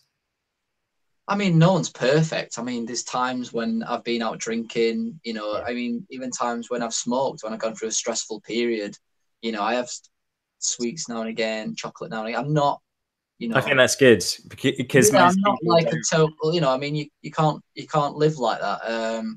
No. You know, I do have more respect for it now. You know, in general, like 95% of the time I eat well, but Mm. it's not because I've got an anal personality. It's just because I'm so passionate about how well it makes you feel. That's just how I like to live my life. You know what I mean? You know, it's not like I want to go and drink anymore. I don't want to do that. Like I don't want to eat pizza. You know, like you know, Yeah. I don't want to do it. So yeah, I mean, for anyone who's interested in the program, it consists a lot of vegetables, some proteins, a little bit of grain, some good quality sea salt. Obviously, I'm glossing over it. It's way more complex than that. And you got lifestyle. You know, what I mean, it's living a calm, you know, relaxed lifestyle, having good work life balance, having some healthy activities. Then you got like detox. So we're a big proponents of coffee enemas, near infrared sauna, reflexology. Talk about the coffee enemas because people will question that one. Well, it's a little bit like the Chihuahua thing. We've come so far removed from nature that actually, if you just give people the right diet, they can't heal anymore because we're so toxic, we're so incredibly toxic. So unfortunately, we need to add extra things onto our health these days to help us release toxins. And one of the best things is a coffee enema. Anyone that knows about the Gerson therapy, which is a really popular cancer therapy treatment, he was doing 6 enemas on people a day, and he was successfully overcoming. It was overcoming cancer. I mean, the biggest issue with enema is the whole taboo subject of, you know, popping something in your bum. You know, it's not a You nice have to thought. talk me. Do you remember, like, for anyone who hasn't heard me say before, I did probably like 5 or 10, like somewhere between that number, and you had to tell me to try it just so many times. I was like, it just felt, I don't know, there are connotations behind putting stuff up your ass, and also I felt like it was gonna like hurt but to be fair, like it wasn't really a big deal at all. And in No, fact, as you've fine. It said, actually feels nice after a while. put coffee up your ass, not while it's boiling hot. No, but you know, it's something that's really good at detoxifying your system. It removes toxins from the colon. It removes toxins from the liver. You know, it's just a great method of healing. Do You you know, I still do do. them now? Yeah, man. Yeah, I mean, it's great because it allows me to meditate much stronger. I Well, the just feel coffee. cleaner a little bit, and I just feel a Yeah. bit cleaner, you know. So yeah, I still do them. So then we got near infrared saunas, reflexology. The program's huge. I mean, I can go into other things like chiropractic work, structural imbalances. We have a special type of meditation that grounds you and allows that copper to come out the mind. What else is there? Would you say that people who, are considering this will still benefit greatly if they do a large majority? Say if people are dead set against enemas or meditating or Even just whatever. doing the diet, you'll improve. I mean, a lot of this is a sliding scale of how ill you are, what your background is, how old you are. I mean, I was 21 when I first started, so I did have some age benefits. On the other side of the coin, I was extremely ill. You know, I was way. This is why I have a lot of information, a lot of knowledge, because I've been through the thick of it. Like I've been through really at the bad end of the scale. Some people come to me and they've had derealization for a month, you know, and they just do the diet and they feel much better. Give You me a know, sec. You can carry on talking. I'm just gonna. I think do you want to carry on talking for another half hour? Maybe is that cool with you? I feel like there's more we can um, touch on. It's up to you. yeah. I mean, my data limit's just come up. I've got a 20% left, which is Oh, I get that. Are you with EU by any chance? Yeah, Yeah. just I think it's 2 GB, so still plenty. All right. If you're fine, I'll just grab my power supply and then I'll just goodbye, people. You'll just hear my voice now. But carry on for a minute talking about something. I'll be right back anyway. Yeah, no worries. So yeah, anyone that's still listening, the program's huge. I mean, we generally have this kind of general outline, which is diet, water, lifestyle, detox, meditation, cleaning up your environment, clean up your offices. But as people work together with me on one-on-one, we can go into more deeper things like structural imbalances, tight muscles, trauma releases. So a lot of people have various different traumas, spiritual imbalances. A lot of people are feeling spiritually lost, spiritually closed off. So we can talk about, if you need to get more into understanding the universe or listening to the small voice within. So it's kind of a general thing. I mean, I have a lot of experience with like work and finding meaningful work, finding your purpose. So it's not just a nutritional balancing program. It's like a whole holistic approach to healing on like every level. I got my shitty camera. No worries. um, Someone asked a question that is fairly relevant to the depot. And we just, for anyone who's tuning in now, I mean, this video will be obviously available to watch from the start if you haven't seen it live. But a lot of people with DP, which is essentially brain fog and feeling detached, will get it from they just seem to have weed once and then boom, fucking stuck in depersonalization. And most of the channels out there online just say, just learn to live with it. It's anxiety. And I tried that for so long. And obviously in my case, and a lot of people's cases, it's an overall health thing. But what's your thoughts from your experience based on people who just smoke weed and that seems to trigger it? Was there some underlying issues there and that was just a spark for it, or what? Yeah, I mean, it's an interesting one. It's always generally a build-up of stress. And a lot of people, when they smoke weed, a lot of people get this through some like a panic attack. It's really easy. A lot of people smoke. An interesting thing that happens with copper toxicity is if you are to smoke, whether it be weed or tobacco, that has a lot of cadmium in it. And what cadmium does is it shunts copper from the blood into the cells. So when you're smoking weed or smoking tobacco, sometimes you'll have this clarity in your mind. And that's actually the copper moving from the blood into the cells. So a lot of people smoke to feel a little bit better in that sense. But after a while, the toxicity increases, the copper actually increases, long term. And it gets to a point where weed actually starts making people feel super anxious and it starts to stress the body and it can send people into a panic attack. And it's that panic attack that basically will send the body from one state of living, which is kind of survive. It's kind of dealing with stress, and it just shifts them into survival mode. And what we find is something called the HPA axis. That kind of all gets skewed up. The adrenal glands will go from kind of resistant stage of stress to exhaustion stage of stress. The metabolism will go from slightly fast or fast oxidation, where the body's kind of trying to deal with stress. It'll just switch to slow oxidation. So overnight, due to like smoking weed and increasing cadmium and causing some sort of anxiety and panic attack, or it messes a lot with the HPA axis at weed as well. That can be the trigger. But yeah, I see it in anything. I see it from losing a job to getting poor grades at school, to alcohol, to ayahuasca. Anything that causes a significant amount of stress on the body can make that switch happen, and the switch will happen overnight. Yeah. The body. There is a study out there where it's proven that the liver can actually function on with 2/3 of it like dead, and you don't get any symptoms. That's how powerful the body is, and then all of a sudden, it'll go from 2/3, so it'll go from 66% dead to 67, and then all of a sudden all the symptoms will come. And that's a good way of looking at it in the body.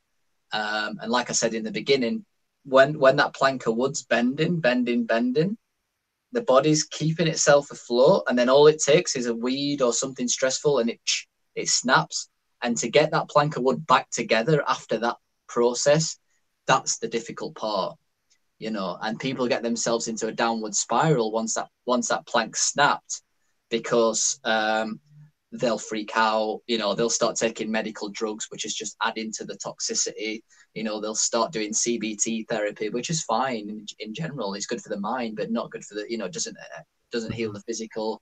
And then, you know, they'll start eating junk food because they're feeling depressed. They start doing a lot of exercise, which is counterintuitive because the adrenal glands now are really struggling. So they'll do exercise, and it might temporarily make them feel better because the adrenal glands are getting kicked into shock. But Yeah. after a while, that makes them feel more tired. That was one of the most frustrating things for me. I used to go to badminton or just try and stay physically fit. But if I did anything that wasn't just walking or like yoga, my body would be awful. Like the dizziness I would get, just the fatigue for days afterwards. So I'm still in that place now where if I go do a heavy sport, I know my body can't handle it. So I still have a lot of distance to go with this. Yeah, I mean, you know, sometimes for people that's had extreme burnout, they need to look after themselves for a significantly long period afterwards. I mean, me now, I don't go out my way to do intense exercise, you know, like, because I know that if I'm in this position and I live my life, I do my job, I go and see friends, I have this kind of relaxed lifestyle, I feel great, I feel good, you know, and I'd rather just keep it like that. I'm not going to start getting into intense professional football like I used to do, or I did parkour for 10 years. I'm not going to get back into that anymore because I've had 10 years of struggle. And it's when you get to a point where you feel good and you feel fairly balanced, you know, you don't feel the need to go and overexert yourself because you feel fulfilled from other things in your life, from your friendships, you know, from events, from family, you know, from various different things. And that's the kind of key to get to. That's the stage to get to. Yeah, I mean, comparing how bad you were when you were most ill to now, walk us through like a day then versus now in terms of waking up and going through a day, what you could do back then compared to what you can do now. Yeah. I mean, I'd get up in a I wouldn't even get up. It would literally feel like I'd been hit by a steam train in the morning. Extreme exhaustion. My eyes would feel like they're coming out of my skin. Yeah. I was incredibly detached and brain fogged. I wasn't around any people because I didn't have communication. I couldn't form meaningful relationships with people. I would kind of slouch around all day. You know, I would be in bed. I would be watching YouTube videos. You know, I mean, I would be doing a bit of the program, obviously, but I would be detoxing, like going through trauma reactions. Yeah, so I wouldn't really see anyone throughout the day. You know, I'd be down, depressed. I wouldn't be able to go out or anything. You know, it would be a struggle for me just to go and pick up my groceries.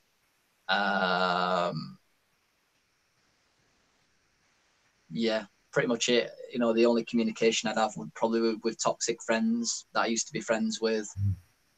Family didn't understand what I was going through, so there was no help really. You know, fast forward now, I live in a nice penthouse flat, beautiful view. Got a flatmate I live with who's very conscious on the same wavelength as me. You know, I've met him and my friend. Program. Yeah, he does. He's doing more of it the more we live together. He's had a couple of air tests and stuff. Yeah.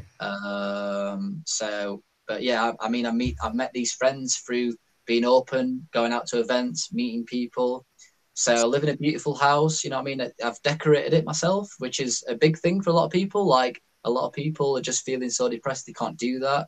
You know, I get up in the morning, I have my food, do my coffee enema, answer my emails, and then I'll plan my day. What do I want to do today? I'll go and do a YouTube video. I'll go and speak to some clients and get a lot of fulfillment from that. Go and meet a friend for a walk. Go for some food. You know, go to an event. You know, I might go to I like going to conscious communities and stuff. I've got, you know, I laugh. I have belly laughs all day, every day with my friends. Always playing jokes, always doing banter. You know, I've got energy throughout the day. My friends, actually, some people say to me they don't know where I get all my energy from. You know, it's gone from being so incredibly fatigued to like, actually I struggle to get to sleep sometimes because I've got so much energy. Yeah. That's a problem. That's a problem at the moment. I have a lot of energy that I struggle to get to sleep sometimes. Well, I don't struggle to get to sleep. I have good sleep, but I can feel my body's got energy. Everything's colourful. All the colours are sharper. Tastes are nicer. You know, you know, girls are attracted to me. I have, you know, like. You have a girlfriend then, or? No, I did have a girlfriend 3 years ago. That was a struggle Yeah. because I was still healing. But one thing I've learned is to be you know, to love myself. A lot of people get into relationships because they feel lonely or they're lacking love. And one way of like, being, you got to, if you attract the vibration that you put out, you know. And for me now, I want to concentrate on my mission, my purpose, and just cultivate that a little bit. And, you know, probably, you know, I'm picky with women now. I'm picky guy. I want to know that they're eating well. I want to know that they look after themselves. I want to know that they're not going out drinking every weekend. You know what I mean? I want to know that I'm going out with a wholesome, healthy person. In the past, I would get myself into all sorts of situations with women, Yeah. you know, into drinking, drugs, and, you know, unhealthy kind of mindsets, and, you know, dependency on various different things. But these days, like, I find it a bit difficult to find a girlfriend because I'm fairly picky, and I'm picky for a good reason. It's like, if I'm bringing someone into my life, if I'm happy, healthy, you know, if I'm doing what I need to do, like, that person's going to have to, like, honor that. And obviously I would honor whatever they're doing. I don't want it to be a big burden like a lot of relationships are these days, because the male and the female are not whole themselves. Yeah. I'm just trying to think. I had some more questions, but they've all slipped my mind. See, I still get the brain fog quite bad. Like, I'd say the last few weeks, more than a few weeks, because I've been doing some inner work as well, which I've got a video coming out next week on, like, mental stuff or emotional stuff rather than diet. Although I think that my diet's going to improve a lot now, and being vegan sort of kept me stuck for a while because of my commitment to it, and the moral idea behind doing it kept me attached to it for a long time, and it sort of became an identity. But I think you've lost a lot of subscribers, eh? a few. I mean, I don't I know. think I'm not looking at the YouTube live, but I remember when There's not a lot on. I mentioned about the meat, I instantly got a thumbs down. I was like, oh, okay. Yeah. That's what happens. I mean, yeah, I mean, because I did a few videos on just not even deliberately attacking veganism, but just saying that I don't think it's healthy. Now I've got people watching all of my videos just because they don't like me and just disliking my videos, and it's what happens. And I see it happen to lots of people, so I don't really take it personally. It's But interesting how vegan and vegetarians, there seems to be a group of people that want to put anger on other people. If that's what you want to do, and, you know, why don't you live by example? a I lot of do. it might be the copper toxicity. Like, I honestly feel that they become so obsessed on this thing, like they don't think of anything else. I mean, for me, I'm just speaking from my experience. I wouldn't deliberately give myself PTSD, but I would see people posting those videos of, you know, the latest abuse in a factory farm. And I mean, it's a baby cow being punched in the face, or a little baby animal being put into hot water. Like, what are you expecting to feel from watching that horrible stuff? And then obviously the idea behind that is, if people are doing this in any amount to any of these animals, that means that eating meat is awful. And that's kind of the conclusion I had for a while. And they carry this anger around from all of the torment that they've watched and taken on. And maybe a lot of them are empathic and A lot, sensitive. for a proportion of people, it's that they actually feel bad within themselves and they don't know how to feel good again. Mm, And by helping the animals is a way of not thinking about their own problems. yeah. That makes sense. So by helping the animals, it kind of moves them away from their own demons and their own problems that they're struggling to get away from. The problem is that by not eating meat, you feel worse. Mm. I think some of them think they feel better because they believe they've worked out the secret for saving the planet. They feel like they are superior because they're doing it. A lot of them, I don't want to generalize, but ultimately, um, when it comes down to it, I don't know, that anger's there, and there's other sort of conflicting reasons for why they're vegan apart from just helping animals. It's because of Yeah. an ego. Well, one of the hallmarks of copper toxicity is hidden anger. Mm. That is one of, if you've got copper toxicity, you have hidden anger. They're both interlinked. Yeah. When you actually release the copper, you usually find people will release anger as well. They'll release anger and they'll get off the chest, and then after that, I used to be an angry person. Me too. Like, I used to be super angry, man. I used to have this like short fuse all the time. Now I'm super calm. Like, it's difficult to get me angry. And even my parents say to me, wow, man, you've changed so much. I'm just a calm guy, happy-go-lucky guy. When I was ill and I had copper toxicity, I had the shortest fuse ever. I used to get angry at everyone all the time and snap. I used to have a snappy personality. These days, like, it's like, I just can't be angry. It's really hard for me to be angry. That's good. I had a relationship for about 3 years with somebody, and it was so toxic, and I struggled to, I mean, she brought out the worst in me at many times, but I struggled to control my anger. And that was more verbal or me just like breaking down than, hurting anyone else. But yeah, I just couldn't control it. I'd have this sort of rage and just be like, I can't fucking do it anymore, which is like seriously crazy moments. And I think a lot of it was blood sugar as well as the copper. I think that especially when I was vegan, I noticed that I was just hungry all the time. Every 2 hours, I needed some more food because it wasn't calories. It was just carbs and constant, the blood just going up and down. And yeah, it's just not a balanced way to live where you're just on that edge all the time. No, I mean, clearly not a balanced way. And that's the biggest issue these days is people's blood sugars just going up and down, up and down, up and down, up and down all day. And they don't know who they are. Their mood swings are so intense that they just don't know who they are anymore. They haven't got this bad. My blood sugar was so bad that I had to eat 7 meals a day. Fuck. Now, sometimes I'm so excited about life, I forget to eat all day. That's happened quite a few times recently. Like it'll get to like 7 o'clock and I'm like, you know what? I ain't even ate. Because it's, so I'm so much more healthy now that blood sugar is not an issue.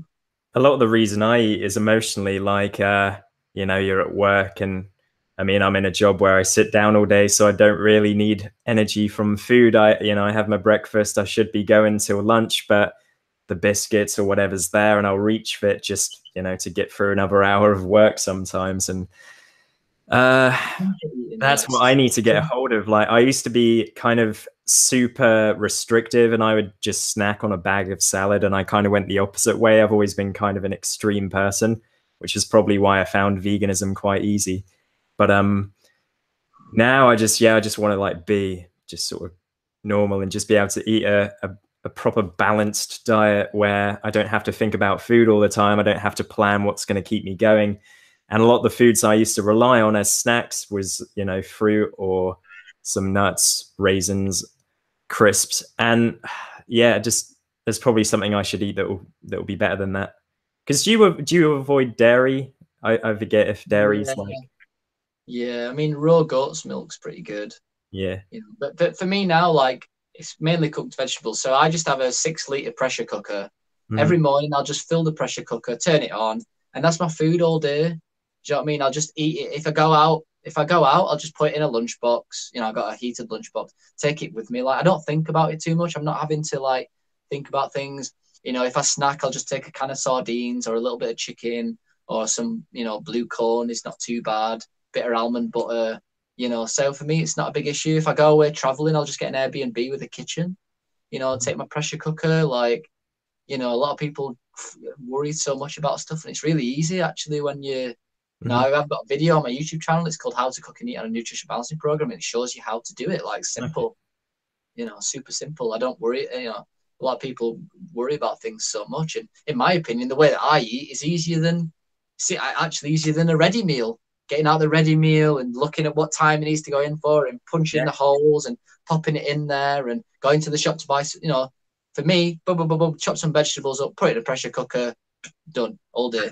How much do you spend on food a week usually? Well, I'm trying to get to the point now where my allotment is going to start providing much of my food. Okay. I'll spend about 60 quid because Yeah. I'll shop at, I buy organic, you know. But again, people that can't, you know, just canned, even on the extreme end of the scale, canned veg, frozen vegetables. Yeah. You know, they're super, super cheap. You know, sardines, they're only 50p a can. You know, the only thing really that's expensive on the diet that we recommend is like the organic meat. You know, if you go out hunting, then you've even solved that problem. I'm trying to get in 2 years' time. I'd love to get to a stage where it's considerably less. You know, the problem is again, it's the same with the yin and yang thing. I wish I could go out on the land and eat whatever I can eat, but there's a lot of fruit at the moment. There's a lot of, you know, strawberry season's just gone, blackberries, raspberries. I can't eat on all that stuff, elderberries. You know, the earth's providing me this stuff, but I mean, I can. But again, I mean, I was so ill that if I was to start gorging on sugar again, you know, in a month's time, I would start feeling it. And I don't want to feel that anymore. You know, unfortunately, the Accutane was so incredibly damaged my liver that I've got to look after myself now. Yeah. You know, so there's things that I have to buy. I have to buy almond butter. You know, I have to buy, you know, as part of the program, I have to buy, you know, blue corn chips, all that kind of stuff. So I don't think I'll be able to fully be self-sufficient, unfortunately. What is it again about the blue corn chips that are better than, you know, I know they're promoted by the James Wilson fella. Why those over sort of anything else? Is it because they're like gluten-free? What's the benefit? Yeah, I mean, there's a superior form of selenium inside of them that are really difficult to get, and a lot of people need this specific form. And one of the highest forms is in the blue corn chips. And the blue corn chips are carb as well. I mean, our program is very low on carbs, but we do want people to have a little bit. So it's just easy to have a few blue corn chips. They're good for snacking, and they're kind of a good whole round thing. I think one of the only other ways of acquiring this specific selenium is in the skin of fish. So again, you know, you can't get specific things unless you eat like fish or meat, which is interesting as well. Yeah. We've been going 2 hours. I didn't even realize it had been that long. Is there anything else you want to touch on? Not really. I think I just wanted to kind of summarize that healing's precise and it's difficult and it's hard. It's very difficult, and you need to have commitment and you need to seek the truth. You know, the whole thing from the Bible, seek the truth will set you free. It's true. If you seek the truth and try and really get to the truth of things, you'll go really far. And obviously, yeah, if you do want to start the program with me, send me an email, you know, lewis@depealingspace.com. Get in touch. I can chat to you for a bit and help you out and give you advice, all that sort of stuff. How much are your consultations for anyone asking? Say that again?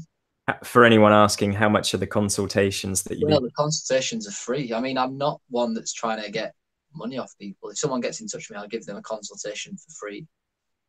There's a sliding scale on the prices depending on age and whether you're a child or not. So I'm not going to go into that too much. But I don't charge a lot of money whatsoever. So I can't give like set prices. But yeah, I mean, I'll speak to people for free. If they want to start the program, they can start the program. You know, obviously,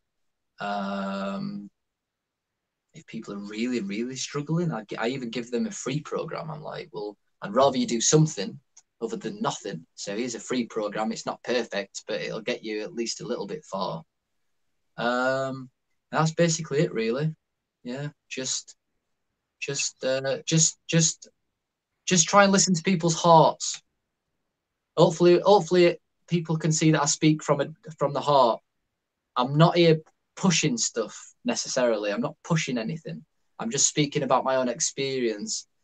Don't be fooled into branding and professionalism, because people get fooled these days into marketing when the product is shit. You know what I mean? That's the problem these days. We live in this product product world where we fall for flashy, nice things, and these can be food diets and fads and supplements that have got nice branding on them. Check out the product, because it's the product that's the most meaningful thing.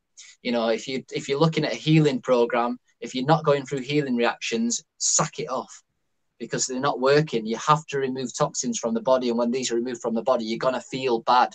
That's just, look at it like karma. You know, you do bad things to yourself, you got to re-experience the karma of that. That's how the world works. It works in balance. You know, so again, you know, look out for people that are charging a lot of money. That's another scam. Oh yeah, a lot of people come to me and they've spent $300, £300 on a consultation, £700 on a test. You know, I mean, that's on the low end of the scale. I mean, I watched something over there. Someone's charging 10 grand for 2 hours on the phone. I mean, I charge 25 quid. Yeah. You know what I mean? Like, you know, and the information that I've got is probably way more than most people. Yeah. I see people who go on like fasting retreats, which is basically you go to someone's mansion because they can afford it from all the money they're making, and you just don't eat anything, like, and you have to pay about 5 grand or more sometimes. These places are, you know, like Costa Rica or somewhere nice, but what a fucking lot of money. I know, and you know, that's another thing you have to be aware of. People are charging too much. And look at our past. So simple. It's there, 200,000 years of history. You know, even further than that. You know, we've obviously evolved through primate, through various different avenues. But as humans, we've been here for 200,000 years. You know what I mean? We've ate a certain diet and realized that we like the chihuahua. We've got to switch things around a little bit. We've got to understand the imbalances that we've got these days. This is why, you know, we recommend some extra supplementation, because we're so malnourished. Even organic food these days is just not as good as the wild food that we used to have. So we need extra supplementation. We need to do detox methods because we're so toxic, you know. So look at our past, look at what we need to do at the present time, and that's the best way to move forwards, in my experience. Yeah. I work with hundreds of people as well, so I mean, I see it every day, the benefits people are getting from that mindset. We'll wrap it up in a sec. Last question, I suppose. Is there, obviously it's very case to case for me and people like me who've been ill for years and took a horrible drug like Accutane, they're going to take a while to get better, and, you know, whether I could fully heal, I don't know. But what's the average that you tend to see in the people that are working with you in getting better? Like, when do they start to notice the benefits of the program, and, you know, how long are these people sort of committing to it before they feel, you know, feel pretty good, functional? Because I have a full-time job, but it can be hard at times, you know. Yeah, I mean, I've got a video actually on my YouTube channel. It's called "How Long Does It Take to Heal on a Nutritional Balancing Program," which goes into it in a bit more depth. It's a sliding scale. How ill are you? At the end of the day, I wouldn't have carried on with the nutrition balancing program if I didn't see improvements in the beginning. You know, I was extremely ill, and it took me a while to fully recover. But like, I took the supplements, and my brain fog lifted a little bit. That was enough for me to be like, whoa, something's working. You know, when I cut sugar out of the diet, I felt better. So there was incremental improvements, and that's what people need to focus on. It's not when will I get better. Take it from me, you're never going to get better, because this life is a learning journey.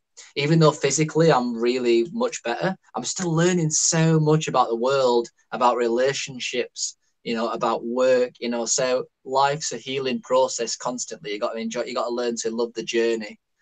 Some people come to me, they've had derealization for a month. A month later, they patched up, they're on their way. You know, other people come to me, they're 30, they're 40-year-old, they've been a fruitarian for 10 years. You know, they're basically possessed by spirits because they've been on a fruitarian diet, and they go through a hard time, but they see little improvements. Sometimes it's 2 steps forwards, 1 step back, but they generally see improvements. I mean, you're going to see improvements pretty quick on the program. Like I say, when I first did the supplements, I had an improvement in brain fog. That's what people need to be focused on. You know, it depending on how ill you are, depending on how well you do the program, depends on how quickly you'll move forwards. You know, depending on how much you got to put you got to do your own research. You got to learn about all this sort of stuff. Like, as a practitioner, it's so complex, this sort of stuff. It's hard. We've got 1,500 articles for people to delve into, to start learning about. You know, got all the YouTube channel. So it's about doing your own due diligence. Some people you'll feel down and ill sometimes, and actually, if you read the article on retracing reactions, you'll realize the reason why you're feeling like that. So you got to kind of take responsibility for your own healing on this sort of journey.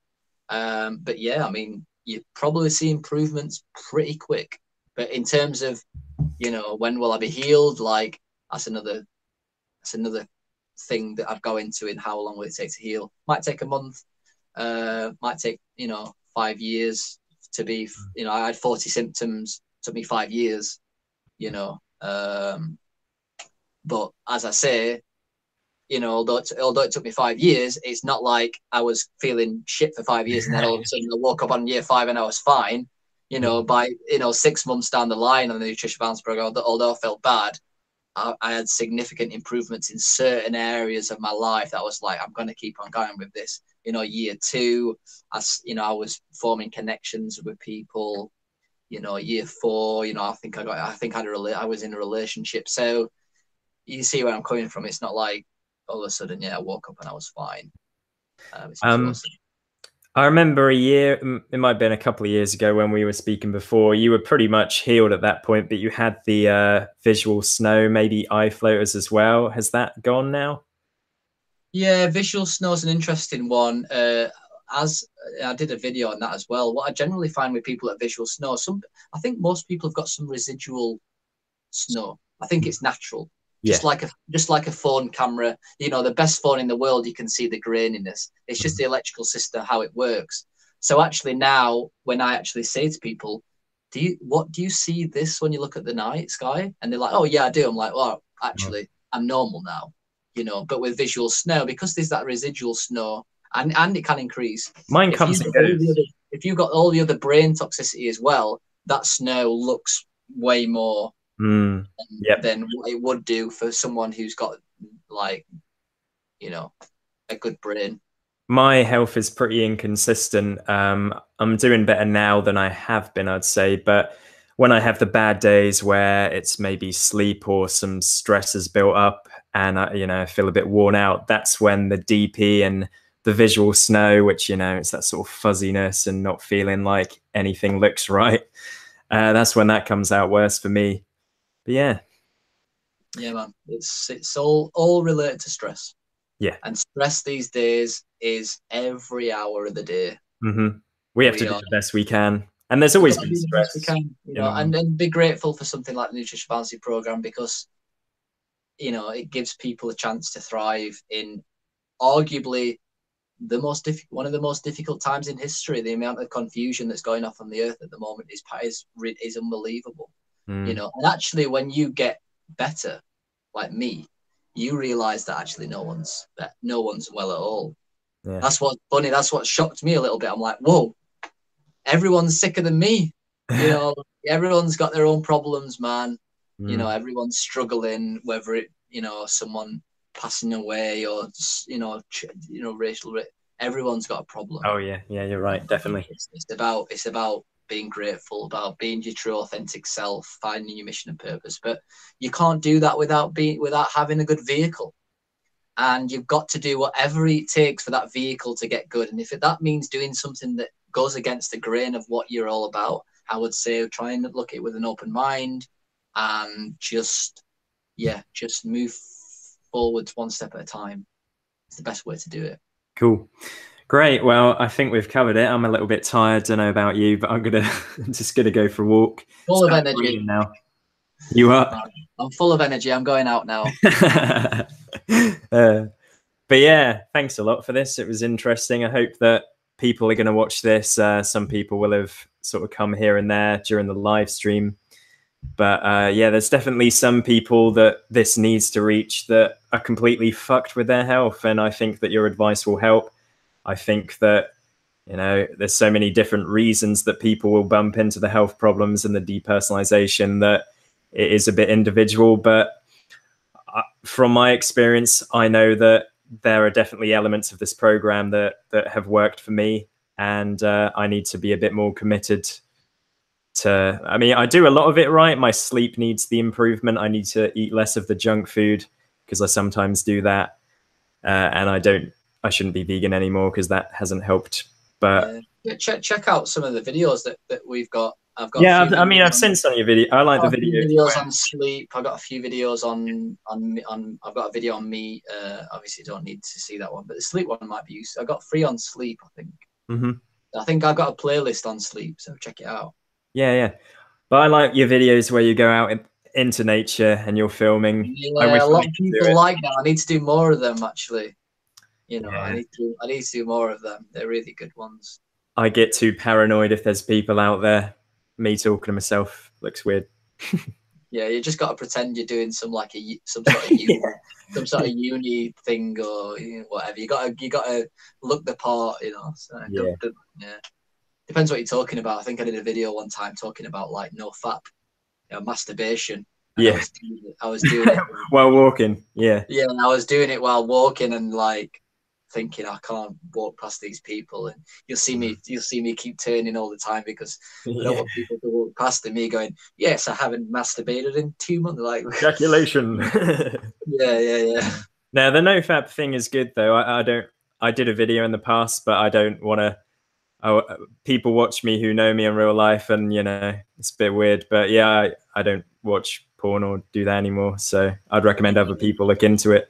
I think it's a bit different when you're a health practitioner because you've got that you've got that guard. It's like, oh, I'm a practitioner, I can speak about this. But I think if I just did the personal YouTube channel Yeah, speaking about stuff, I think it makes you a little bit more vulnerable. sure. Um, but a lot of it sometimes is health as well. When you feel good about yourself, you don't give a shit about what people think about you. Mm-hmm. And you want to give that information to other people because you know how much it's helped you and other people, and it's probably going to help your friends that are watching it and they don't Yeah, want to admit it. That's the irony behind it. yeah. I constantly talk about friends and old friends I do and wonder as well. Like, family relationships all the time. oh yeah, I reckon like porn is a massive issue for people in relationships. Like a reason they break up or get divorced, or the sex isn't good because they're used to just watching thousands of different women every month or year on Pornhub or whatever. Yeah, So it's exactly. not good for your brain, man. No, I mean most things today that remove ourselves from the natural world is not good for us. Mm-hmm. Even what we're doing now is not good for us. I know. You know, Let's stop this. Let's stop it. we've got to be a bridge between. You've got to be a bridge between that and that. I think that's what people like me and you are here to do. We feel it in our souls to get out there and help people. Mm. And, we're not sat on a computer for 12 hours a day. We're just doing podcasts, which is good. But, if you really want to get anal about things, yeah, looking at a screen with 4G blurring out and Wi-Fi and, it's not good for you. And it just goes to show you how difficult this healing thing is because we're getting bombarded now by radio frequencies and Yeah. microwaves and 5G. I mean, when 5G comes out, that's going to really cause What's a lot of. 5G going to be? Just better Wi-Fi or what? Well, yeah. Yeah. I mean, much better Wi-Fi, much worse health. Yeah, probably. Irony. Yeah. I've always lived near like some like telecommunication thingies, the scaffolding, and I've always wondered if that does something because we just don't know. Some people say, "Oh no, just worry," and it's nothing. Well, they've banned Wi-Fi in school these days because in French primary schools because really? of the dangers. Yeah. Legally, a MacBook is not allowed to be called a laptop because of the amount of radiation that comes out. Everyone knows that it's out there already in the open. For people that don't want to admit this stuff or disagree with me, it annoys me because people know what happens when you're on the phone too long. You get a brain tumor. Why is that? Because of the radiation. Wake up, people, man. I got a question. This stuff is not good for your body. Like, if you actually read the small print of Apple documentation, it says that you should listen. You should be on there should be a distance of between 1/2 an inch to an inch when you're speaking to people on the phone because of the radiation. Hello. Exactly. On the small print. Yeah. Oh wow. It's out there in plain view, but people just don't want to see it. And I know I use smartphones and laptops. It's difficult to not do it. Oh yeah, it is. Not being aware and just realizing counterproductive things to move through all these all these bombardments of toxins. I got one more question, then we'll go. If you could go back in time now to like getting rid of all the technology, there's no computers anymore, we lose all of that benefit, would you do it? And then we have to just go back to sort of not caveman necessarily, but we're out there just, we can build our own houses, but we are self-reliant. We don't have to have a job until we're 70. We don't have cars on the road and just traffic and, well, billions and billions of people. Like, we've got more people on the planet now than we did just, it's grown all the time. Like 100 years ago, we've got more than double the population, and you can't really get away from it sometimes. So would you I go back? back? I mean, it's hard to say something like that because, my brain has been programmed for 27 years to live like this, to deprogram the brain. For me just to go and live in this environment straight away, although it's ideal, you would go through massive traumatic reactions if you just went from there to there. Oh yeah, you're right. So I mean, it's a process for me moving forwards. And don't get me wrong, there's definite benefits to the modern world. It's great connecting with people on the internet. That's great. If it weren't for the internet, I would not have found the nutritional balancing program. I wouldn't have been enlightened about all the wonderful and weird conspiracy theories out there that are quite interesting, and learning about spirituality and trauma, medical trauma, breaking a leg and getting it healed at a hospital. I mean, there's some great things. I mean, houses have the benefits. I mean, at the end of the day, you don't want to be shit cold in winter if you're living as a hunter-gatherer. That was a bad time. Oh yeah. No one wants to experience that. Like, that's not good. If you went out and you fell off a rock and broke your ankle, they struggled back then to deal with that. So I think what we need to realize is that as humans, we've come away from nature. And I feel like we were meant to do that because sometimes it's the only way for us to learn. You can't learn love without experiencing its opposite, which is fear and anxiety and depression, all that sort of stuff. So for me, we've moved away from nature, but the way to move back is to find a new hybrid where we can live in harmony with nature, but not lose all this beautiful, amazing knowledge and wisdom that we've gained. Let's live in harmony with nature, with free energy, which is available, with solar panels, but let's stick to the good things. Let's be in communities of small people. Let's go and grow our own food and forage our own food, but maybe let's keep the internet a little bit, but let's manage it.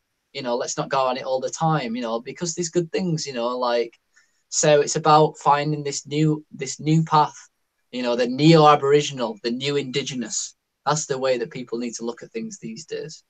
Cool. One last question, and I keep saying that, but this is the last one. I'm only eating fish really at the moment, and other foods, vegetables and stuff. From a nutritional point of view, in your opinion, is that still going to be lacking? Because I was eating red meat for a while, for like 4 or 5 steaks, and I was buying organic from the supermarket, and just touching it and like kind of creeped me out a bit. And I still have to make some kind of peace if I'm to go back to doing that because it was too weird for me. Yeah, I mean, nutritionally, I mean, we try and get people to eat 9 cups of vegetables per day. I mean, that's how malnourished people are these days. I mean, that's 3 big plates of vegetables per day. Then we try and get people to have supplements on top of that. The problem with fish these days, I'm sure you've heard about it, is the toxicity of fish. Full of mercury. The bigger the fish, the more toxins they've got. So we only actually recommend sardines, which is a whole food. They're very small. They don't take up that many toxins and stuff, shellfish. So, are you getting all the nutrients? Well, I'm probably not getting all the nutrients because we're being so far removed from nature that it's difficult these days. So, if you can incorporate some chicken, some turkey, some red meat, probably just eat sardines, that would be better. I hate sardines. Yeah, I mean, it's one of them things. I remember I didn't like them in the beginning. I was so malnourished, right, in the beginning when I first ate a can of sardines. The sensation I had was as if someone had took the skull. It's as if someone had opened up my skull and poured a bucket of water on my brain. I'm being serious. For the first 3 cans of sardines I ever had, because I was so malnourished of the omegas and all the other good stuff in fish that you know, and I hated sardines, you know, just like I hated beer when I first started drinking beer, but you force yourself to do it, man, because that's what society tells you. Yeah. And for me, the nutritional balancing program was like, well, this is good.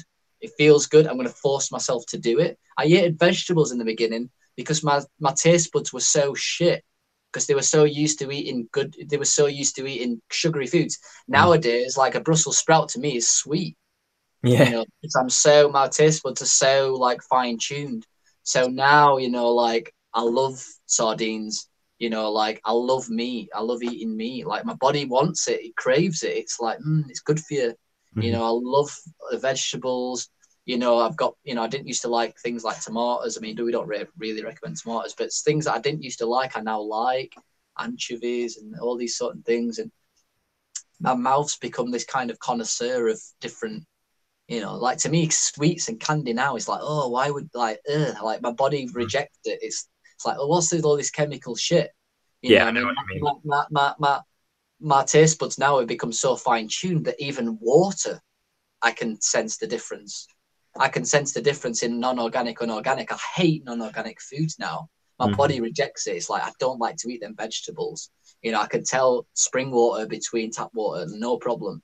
Super simple. You know, so you create all these new, you know, these new feelings, these new sensations. Like your kind of your energy system kind of improves as well. So you can kind of like, you walk into a room and you can pick up the vibe and you can pick up other people, and you know, your whole system starts to come alive if you just give it exactly what it needs. And these are the benefits of healing program. You don't just overcome derealization, depersonalization. You become more aware. You become more fine tuned. Your intuition becomes more on point. You know, your color gets sharper. Your taste buds gets more increased. You know, my body's super warm now. You know, a lot of people comment on how hot, warm I am. You know, a lot of, you know, I'll say, oh, can you smell that? And my friend's like, I can't smell it. It's like, can you not smell it? It's like, it's super strong to me. You know, so like I think I take a lot of my health for granted now. But yeah, most people are malnourished. So the advice to you is to get on the program, or you Yeah. know, I'll help you out and whatnot. But that's the key, really, and to realize that you've got to detox, you've got to release the traumas, you've got to purify yourself, and that is hard at times. It really is. I've got a playlist on that, how to get through the difficult times. You know, plenty of videos on inspiration and just ideas and tips to get you through them hard times. But the hard times will be there. You know, the people that and it's what builds character. You've got to be a warrior in today's world. It's like being a soldier. You know what I mean? They've got control of our minds, and it's about a spiritual revolution and a revolution of the minds. And by going through these hard times, it grows you. It makes you stronger. It gives you more character. These people that cower away from stuff and, oh, I don't want to see that, or I don't want to see this, and I don't want to eat that. They're the people that are never going to get ill, are never going to get well, Yeah. because they've manifested illness for their own lack of their own lack of character. You know, so by going through these hard times, it builds character. It makes you more strong and more determined, and you know what I mean. You can look people in the eyes without like feeling anxious. You know, so honor the bad times, because it'll make you more stronger in the future. Cool, man. Great. Well, thank you for this. How long have we been going? Just over 2 hours, I guess. Yeah, cool. Channel link below for Lewis and your buddy that you do the channel with. What's his name again? Luke. Luke. Yeah, Luke. He's cool. So check the videos out if you're interested, and obviously your email address. Just give it one more again in case people are tuning in now. Yeah, so if you're interested in starting the program, send me an email. It's Lewis, Lewis, at deephealingspace.com. Cool. The website deephealingspace.com as well. I'll link everything below. Yeah, Nice man. one. All right, cool, man. Nice for chatting. Thank you for coming on. Keep up the good work, brother. Cool. Let's turn off our computers for the day. I'm watching the KSI and Logan Paul fight later. Do you know about that? What time's it on? I think the event starts at 5:30, but their fight will be on about 9 p.m. So it's kind of an all day. They've got a lot of matches, and then the other two brothers are fighting before them. It's 7:50, but I think I'll just buy it because I want to see it. All right, cool. But I'm going to predict Jake and Logan Paul are going to win. I'm certain of it. We'll see. We'll see, man. We'll see. But yeah, cool, man. Cool. Well, have a good day, and I'll probably be in touch with you at some point, and maybe in the future, once I'm getting a bit more healed, I'll come on your channel and talk about it. Yeah, that'd be good. Nice one. All right, cool. Great. Cheers for watching, everyone who did, and share the video with people who you think will benefit from this. Awesome. See you guys. See you, Lewis. Bye. Bye.